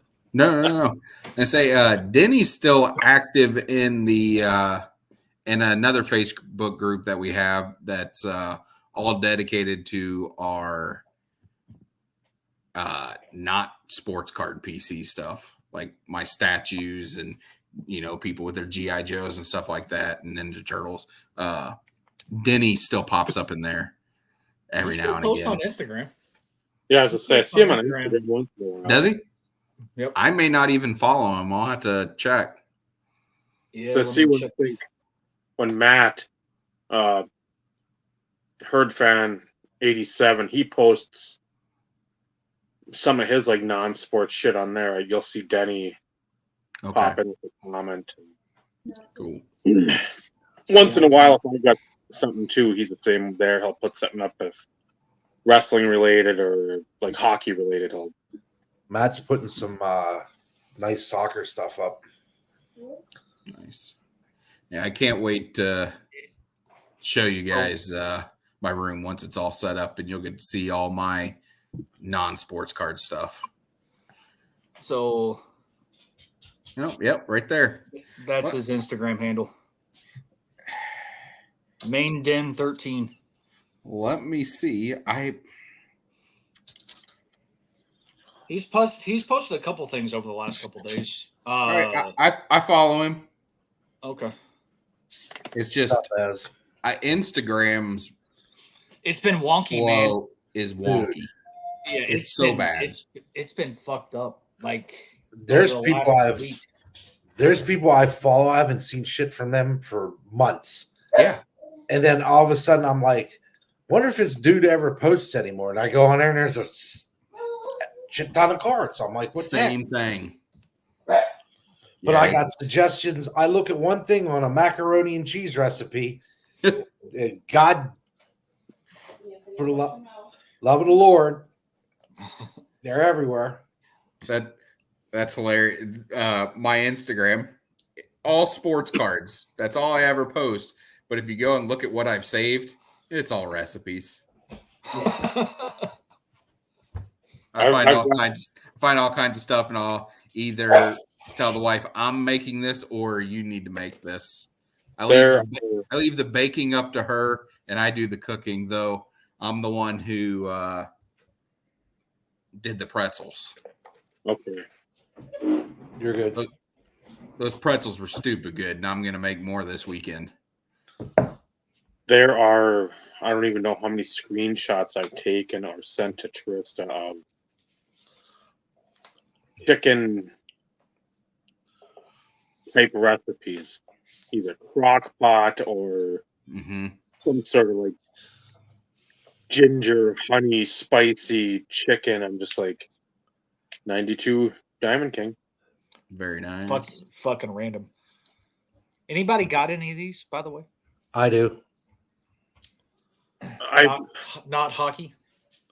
I've got nice ball. You said baseball, so I said, yeah, I got some baseball. I was just making sure. It was in the box of my dad's stuff when he bought those 3 monster boxes of random junk for $10. Yeah. And there was a bunch of them in there. So Yeah, I'll send them to you. better half's giving them away for free. So add it to the list of when we can work on our trade stuff. correct. I had Igor back in the day, but I know there's like 1 or 2 guys in that set that if you look at the checklist, you're like, Who? how did they just draw? Well, the other one so like Carlos Baerga was the other one I had like next to it. But at the time, he was a integral part of that. He was, but like when you think of that year baseball, that's not a guy that you first think about. Well, true. Is what I'm getting at. But when you think of the Indians in that time and them coming up, it was pre-Manny. So Manny wasn't around till the next year, really. And then 94, I think he really played a lot.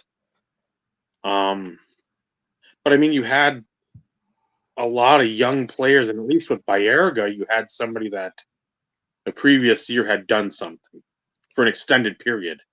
Everybody else was sort of like that. Well, here's Paul Shuey. He's going to be good in a year, right? Yeah. Chad OJ. Yeah, he's going to be decent, right? Yeah.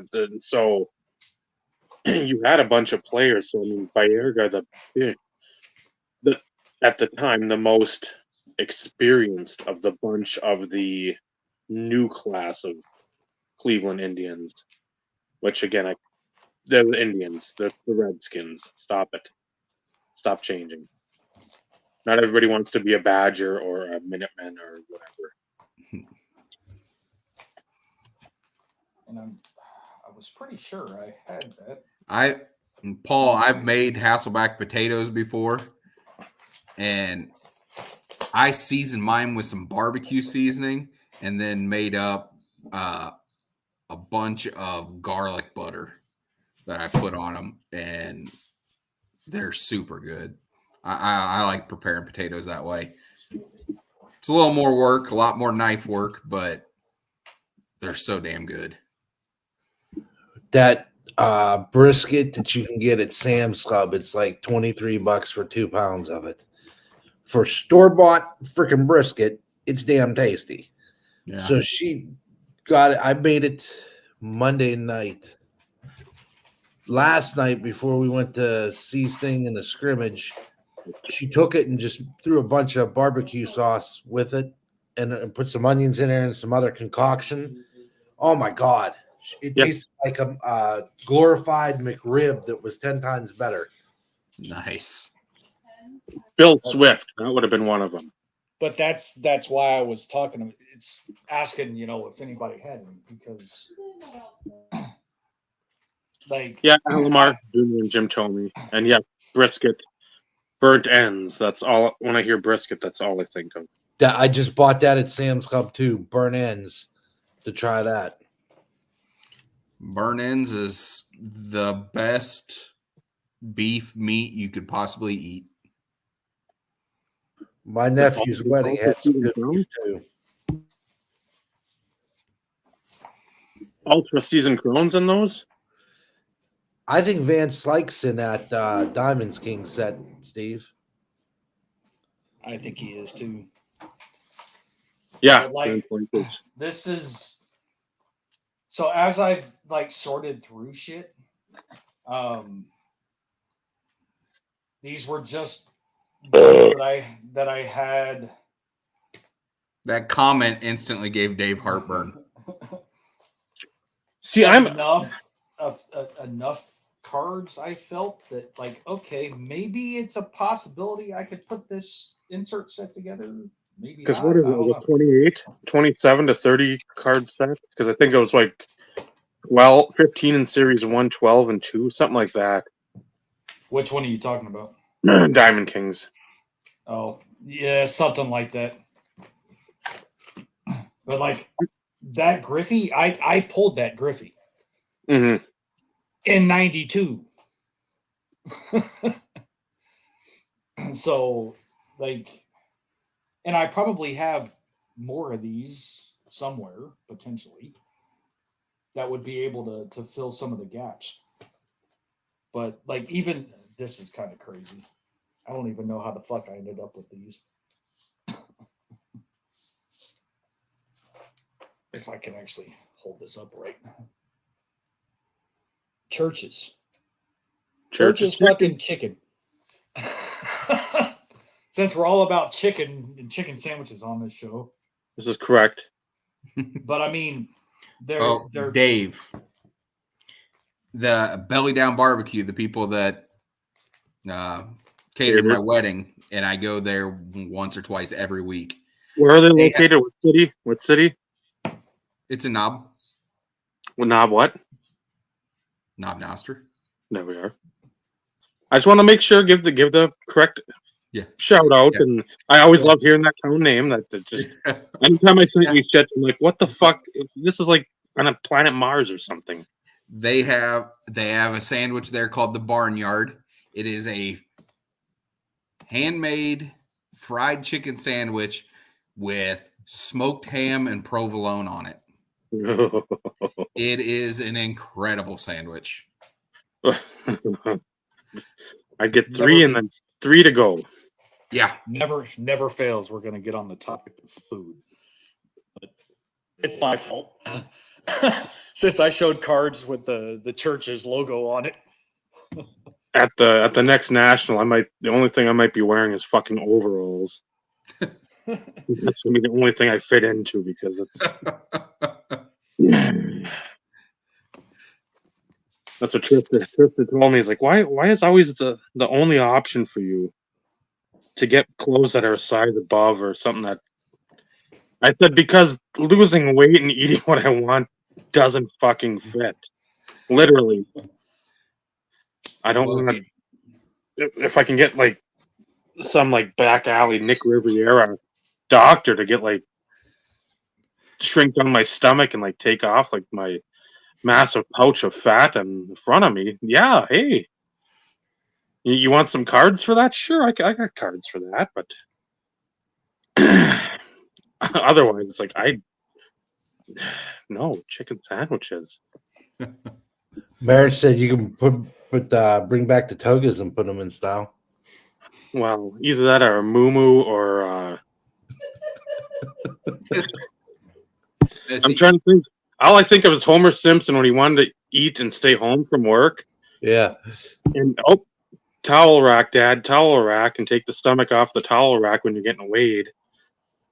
That's go out in his go out about the town, and I want to see.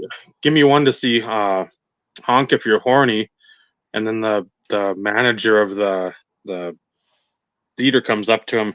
I'm sorry, sir. We can't accommodate a man of your carriage. That's such a great line. I use that the carriage part. I'm like a man of my carriage cannot fit into these situations, and people are like, what? I'm a man of my girth of my stature. You I need a gotta go. sliding door with lard on the side so I can squeak through with like a pry bar. You gotta go key bib overalls, no undershirt, and walk up to the tables that have the showcases where the glass is flipped up forward, and then lean over and press your nips up against each one of them. I hope somebody's playing Put It on the Glass behind me. Put them on the glass. Yeah, For the love of God, just make sure you have enough deodorant on, please. I might have deodorant, but I might have barbecue sauce like spilled on my chest hairs. That's okay. Just make sure deodorant. Could you imagine what home ec clothes would do if that occurred? There'd be like a seismic, earth-shattering kaboom. And it wouldn't be for me walking. Hey, Dave, that's one way for you to get into big league baseball in 25. It's gonna have to be a fold-out card, though.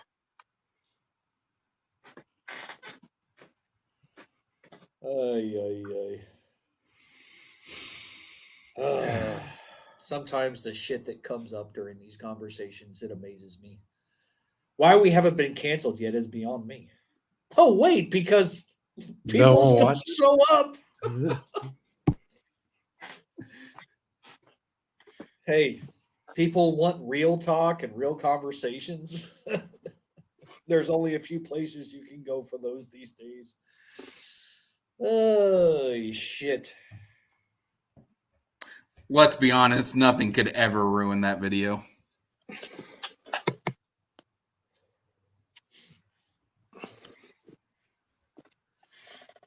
If you know, you know. Mm-hmm. And that's what I wish. Not all of YouTube in our little bubble get back to, but we need to get back to more fun videos. That would More, require more Dave. rehash some of those old contests then and see what happens if that's what you're wanting. You would have to lead the charge. It's easy to do that, but at the same time, unlike with sevens, we don't have the following, the pull. It's like, hey, get people in, and you get like 4 or 5 people a contest. This is true. This is true. Which I was gonna say earlier, if anybody's watching that does like contests and likes a contest over a length of time, get into Fox Crew cards. I think it's the 5th of April by the Rockies start time in the game. I think that's like 3 p.m. Central time. They've got their baseball prediction contest up. I think the last 2-3 years I've gotten into it just because, again, I like to support them, and it's baseball, so we're going to be following it the whole season, so it gives you something else to sort of think about, but get amongst it.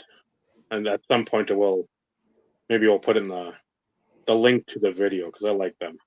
So Yeah, and I don't watch enough baseball. I don't watch enough to participate.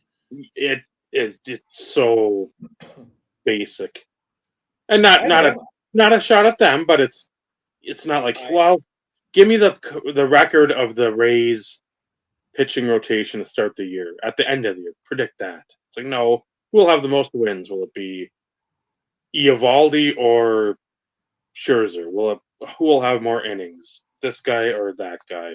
How many innings? I watch your response because you always put one up. So I'm always intrigued with your responses and your reasoning behind your choices. So it's something for fun. It's just like it's basically a March Madness thing where, again, do you have to watch the teams all year? No. Well, it would help, but at the same time, sometimes it doesn't. Look at Kentucky. I thought they'd make a deeper run out in the first round. And this is from a guy that watches basketball, so that's fine. But if anybody out there wants to do that, I've just thrown that out there. Nice contest where it doesn't take research and fucking analytics and an abacus, and you're just sitting there and, hey, A and B. Who do you think's going to win the NL Central? Well, sorry, Bob. It's not going to be Pittsburgh. So you've already eliminated one of the teams. Probably not the Cardinals. There's 2 of the teams. We got 3 guesses left. So just stuff like that.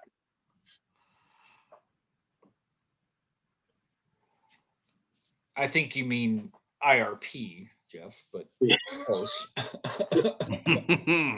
Close. How about an IPA fantasy baseball? Yeah, the winner gets a case of Yingling. Yingling and then Spotted Cow.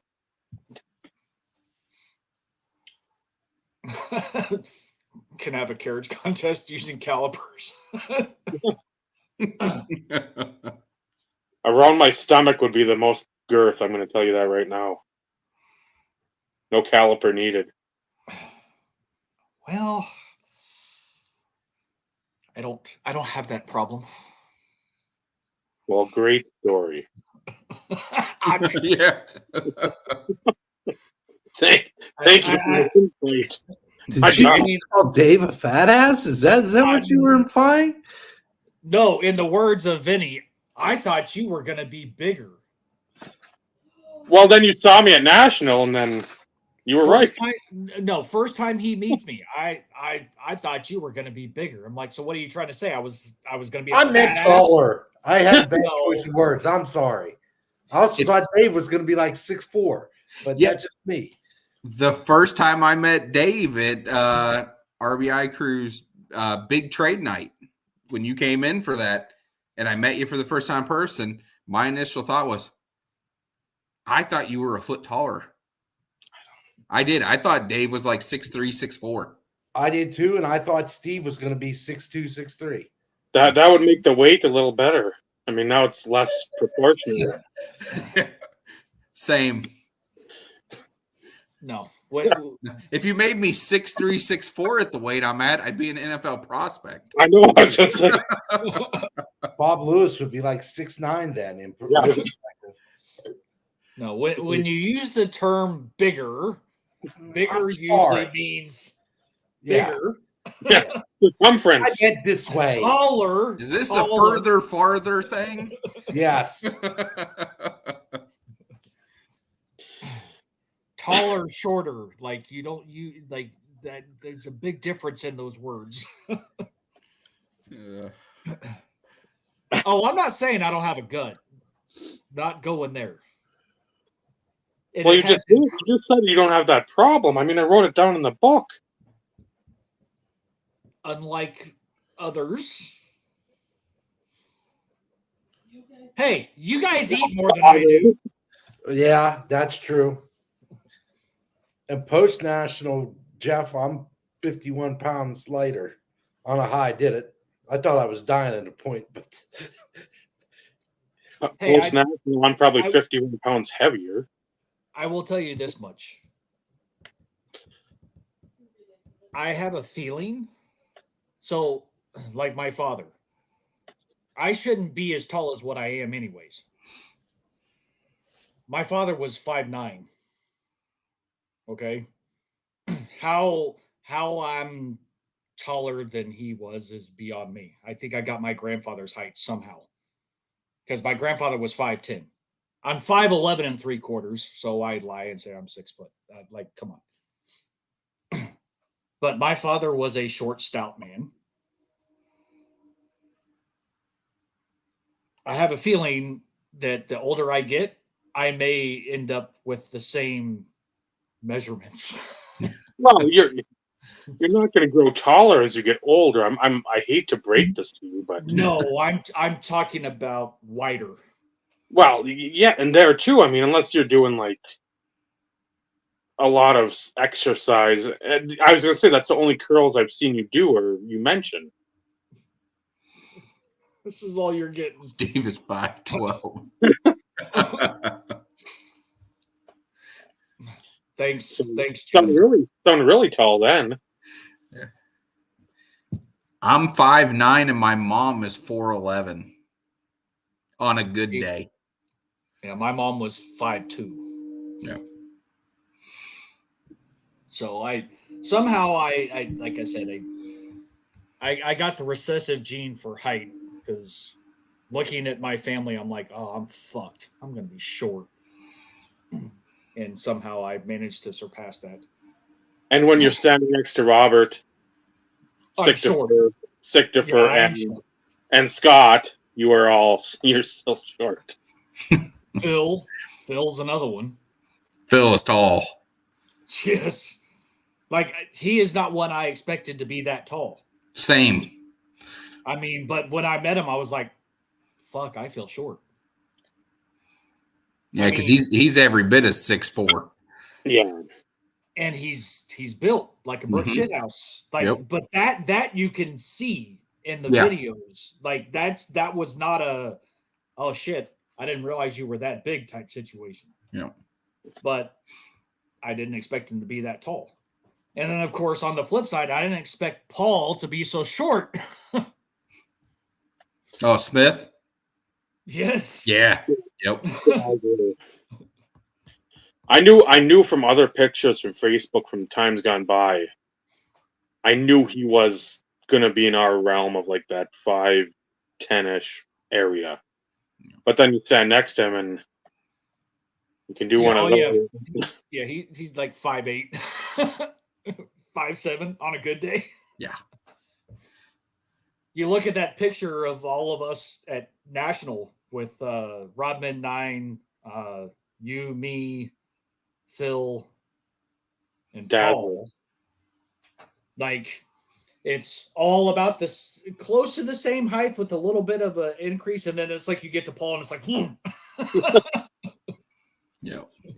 80% of this picture can rides at Disneyland. The 20% that can't lives in the state Disneyland is in. So The only thing I hate about that picture is I wish we could have gotten Ryan and Neil in it. Yep. Because that would have literally been like 100 years of YouTube mhm. in one fucking picture. Yep. And just the fact of stumbling into Rob Mincing was like, oh shit. And I like Rob and I didn't have a lot of conversation, Mhm. but he fucking even remembered who the fuck I was. And yet a certain somebody who looks at a picture from National and claims he doesn't remember who the fuck I am. And yet we were friends. What does that tell you? You were very close. He's a possible Jagoff. We won't get into that. 2 hours, 15 minutes, Dave. Anything else we want to touch on? Anybody have any questions? Since this was kind of more of a smorgasbord of an episode.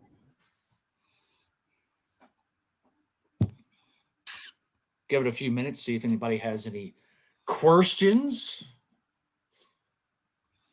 If not, then we can tie a bow on it.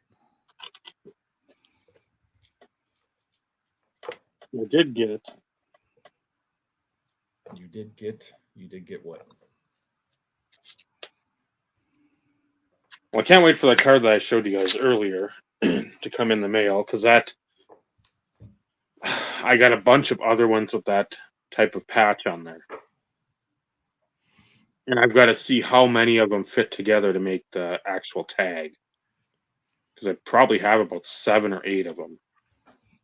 But I got a Lance Archer out of the AEW, Matt Relic.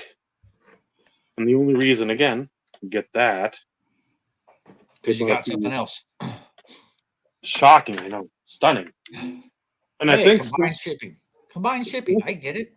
Stuff I've got, but at the same time, a Vinny, it was too cheap. It ain't gonna. There it is. There's the one. That's the card FedEx has lost. Yeah. I'd be pissed. Yeah, That's a nice one. It's numbered to 10. There's no other parallels. It's a card that I can't easily find again. So I really hope they find that package. That fucking hurts. Yeah, because that Ouch. is my favorite Brett Favre Super Bowl card out there. He has a bunch of them throughout the years. That is my favorite. Yeah, it's a cool picture. That is a cool picture. I got Best of Punk way back when in like IWA, Mid-South, and then Ring of Honor, which I've got my list. I've got to consolidate my list. I know I've got these two, but the price they were at, absurd. It's the best of the Second City Saints. Again, when he was friends with Mr. Cabana and Ace Steel. And then I remember buying this thing, I think, for like $30 when 4 or 5 years ago, maybe earlier than that. But I think the last Punk in Ring of Honor fight in like August of 05, I think $8. I'm like, okay. And then a couple others, because I'm sort of going through them and seeing what offers are taken and what isn't. When Matt Hardy was there, Christopher Daniels, Fate of an Angel from 05. July 05, so about a month before the Punk one. And then from 04, battle lines are drawn. Matt Stryker, Alex Shelley, McGinnis versus Cody Hawk, Chris Sabin versus Jimmy Jacobs, Jimmy Rave, Caprice Coleman, Todd Sexton, and Rain Man. I don't know who those two are. Four Corners match. Homicide versus AJ Styles. Special K versus the Carnage Crew, and Dunn and Marco. Special K, I think, had Jay Lethal on it early on. The Briscoes against Samoa Joe and Bryan Danielson. And then the Prophecy, Christopher Daniels, the Danny Maff, BJ Whitmer against the Second City Saints, Punk, Cabana, Ace Steel. So, again, And that one's over 20 years old. so I've got the 02. I think there's like 2 or 3 in 03, a few more in 04. But I mean, I'll get my moods of like, I just want to knock like 6, 8 of them out. I don't care. Just I want to, because I got most, if not all, of like the early best of compilations. There's a couple AJ Styles ones. There's a Danielson, McGuinness, Samoa Joe, Roderick Strong. Briscoes have one. Steen and Sami Zayn, who was El Generico, up there. They got stuff, I think, a little later on in like the 2000s, but that's something that, again, like with cards, it'd be so hard to say, well, no, I'm done with that. There's too much of a history, and there's too much of the completionist in me that wants to get all this shit done, and hopefully one day. There's just too much of it trying to cross reference, and I know there's, I think, 1 or 2 DVDs that I thought were out there, events that were out there, and then there's a guy that I bought stuff off of. I think one of those was his off of eBay, and I've done it enough where he's got my email. I gave him my email. He'll give me a better price, but most of the time it's about the same price as what he'll take on there. And I don't care. I'm not gonna. I don't remember about the email because at the beginning of the month I'll be like, oh, I got some new stuff here, which I don't. I see it and then it's gone within a day. Like my brain forgets it. But he's like, no, there's like two of these events that you've got on your list that they never had the DVD for. So I'm like, okay, that helps, because if you're looking for something that doesn't exist, you've been looking a long time. So.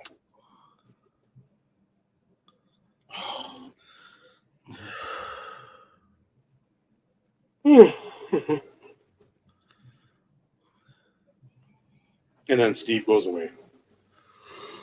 We got no questions. I'm still here. No questions. We've answered everything on everyone's mind, including what if refractors don't refract? They wouldn't be refractors. But would they be clean? No. Only if they dip in solution. A dip? In ammonia?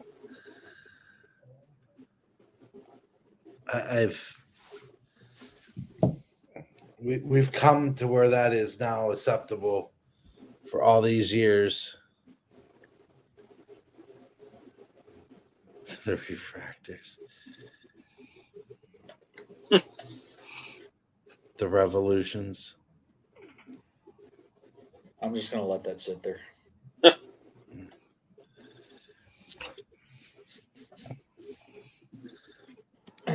We do like our refractors, but we actually use it correctly when we use the nomenclature. What was the one I sent? We don't call non-refractors refractors. Wait a minute. Where's the one I sent to the group chat? It had something refractor in it. It was a Malkin or whatever from EX or something. Hold on. One moment, please. If I could find the freaking thing. And of course, I had to call out the bat relic that was also called a patch card. That Jeff Bagwell I sent was a good one.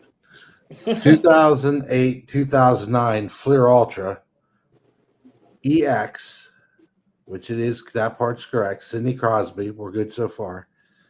Acetate. There's acetate. EX number 8. So far, so good. Holofoil. There's some holofoil. Refractor. That is not a refractor. That's holofoil. That's not a refractor. That is different. That is FLIR. FLIR don't have reflectors. Or reflectors. Reflectors or reflectors. Tops and Bowman Yep. are the only. And Panini Brands. Prism. Yeah. No. Those are silver, Dave. What's your nomenclature? But yet they can get away with calling those hollows too. I don't get it. I don't get it.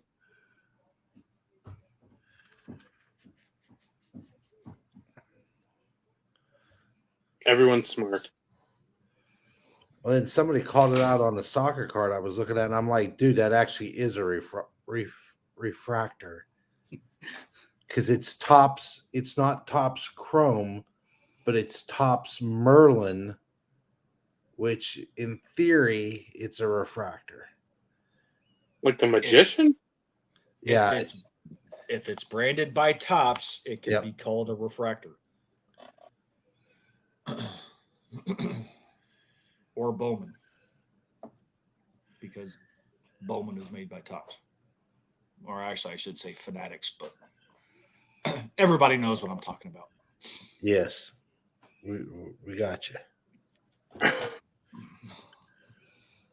Yeah, it's amazing some of the things people post in eBay I mean, auctions.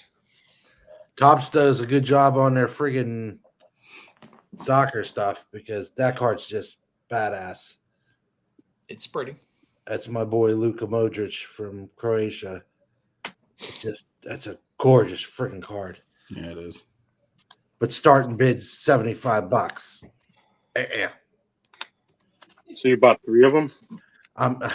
Better half because I'm cheap. After she yells at me for buy, why is there a box here? Can't have it both ways. And I got Is that your new one? no, this is an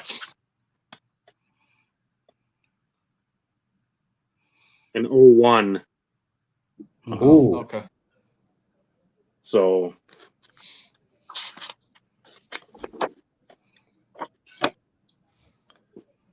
Got a lot of Pacific stuff in there. but I like that. This one where it's again you got ads and of course showing off Huh. sign of the times. With some Brodeur cards. But I like the Super Collector, the by the box. All that stuff was so much fun to look at.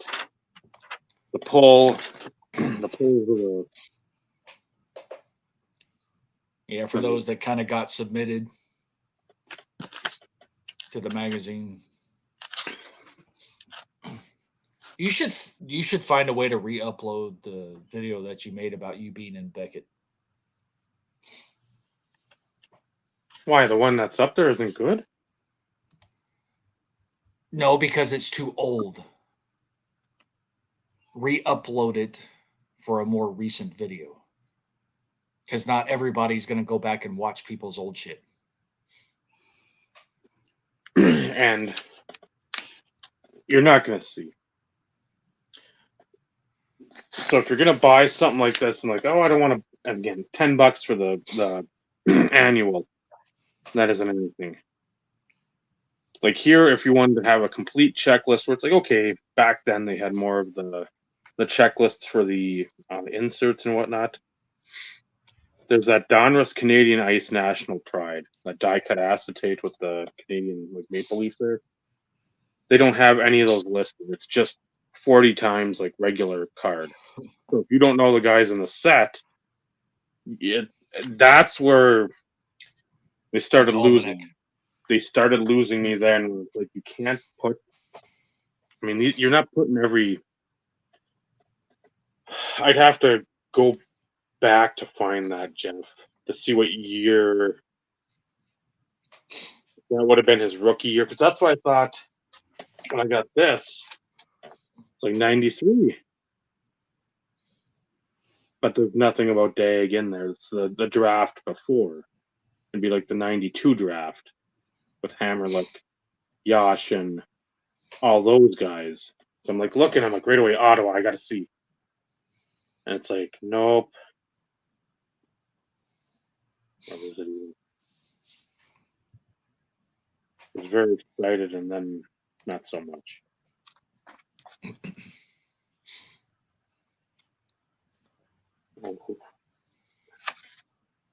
Yeah, like avoiding the worst. Because that's Yashin. And it's like, oh, fuck, now I got to look for the 94 yearbook because I'm sure it was, like we said before with hockey cards, it's always the year when it's 99, 2000, it's 2000 Pacific, 2000 on the back because that's the year or whatever. So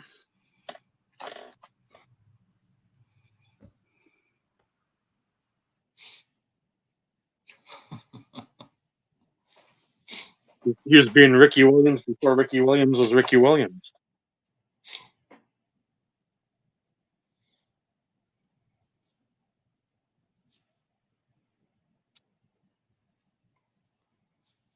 But no, Jeff, I was hoping to have like the write up with like Dag in there and read about that. So now I'm gonna have to go back and look for that. But at least that thing only cost me, I think, 11 cents plus whatever, $4.50 shipping. So Big spender you are, dude.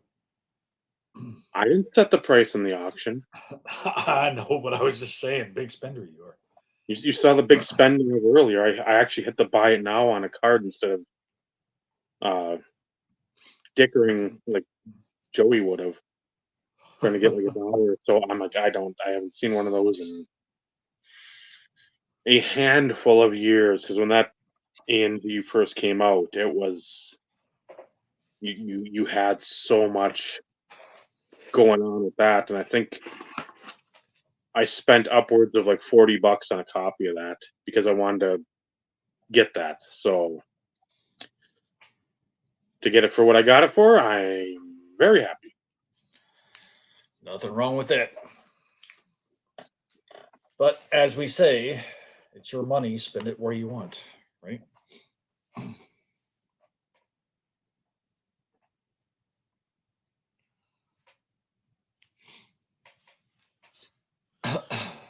I can't believe that. See, and now you can say, and now Michael's not here. Oh, I'm sure. 2.5 hours. He's gonna be. The missus has to be like, gonna be off there anytime soon, or the pups. Like, hey, I'm over here. Or he had to use the facilities. Which very, very much could have been the case. Which amazes me. I have 2 beers every time we have an episode. And I like bathroom break during the show was never a thing. That's weird to me. Figured at some point I would have to always go for a potty break. But And now that you say that, that'll start becoming the key. Hour and a half in, we're like, ooh. nah. But again, getting back to the weight, that you don't have a stomach the size of one of like Mars's fucking planets or little deals around it. For a stomach, so it's not crushing your bladder like, hey, someone get this friend off of me? I mean, we got an eighth of a cup of piss in here, and we don't need to go bathroom yet, but a bowling ball and a whatever, a Twinkie, that doesn't do wonders.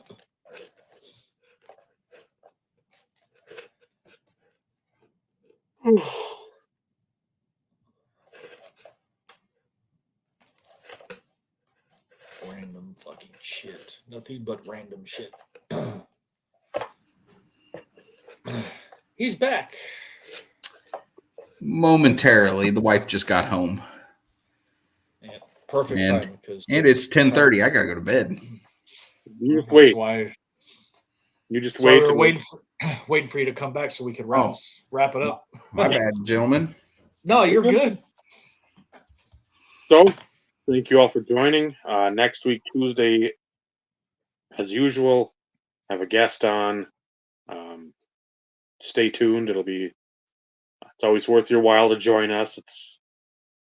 We're not going to put out there on every social media platform what we're doing, and come and watch and try to give away free tickets to the show. Well, we could always do that. Yeah, but we're not going to. What I didn't tell you, I created the IRP Instagram.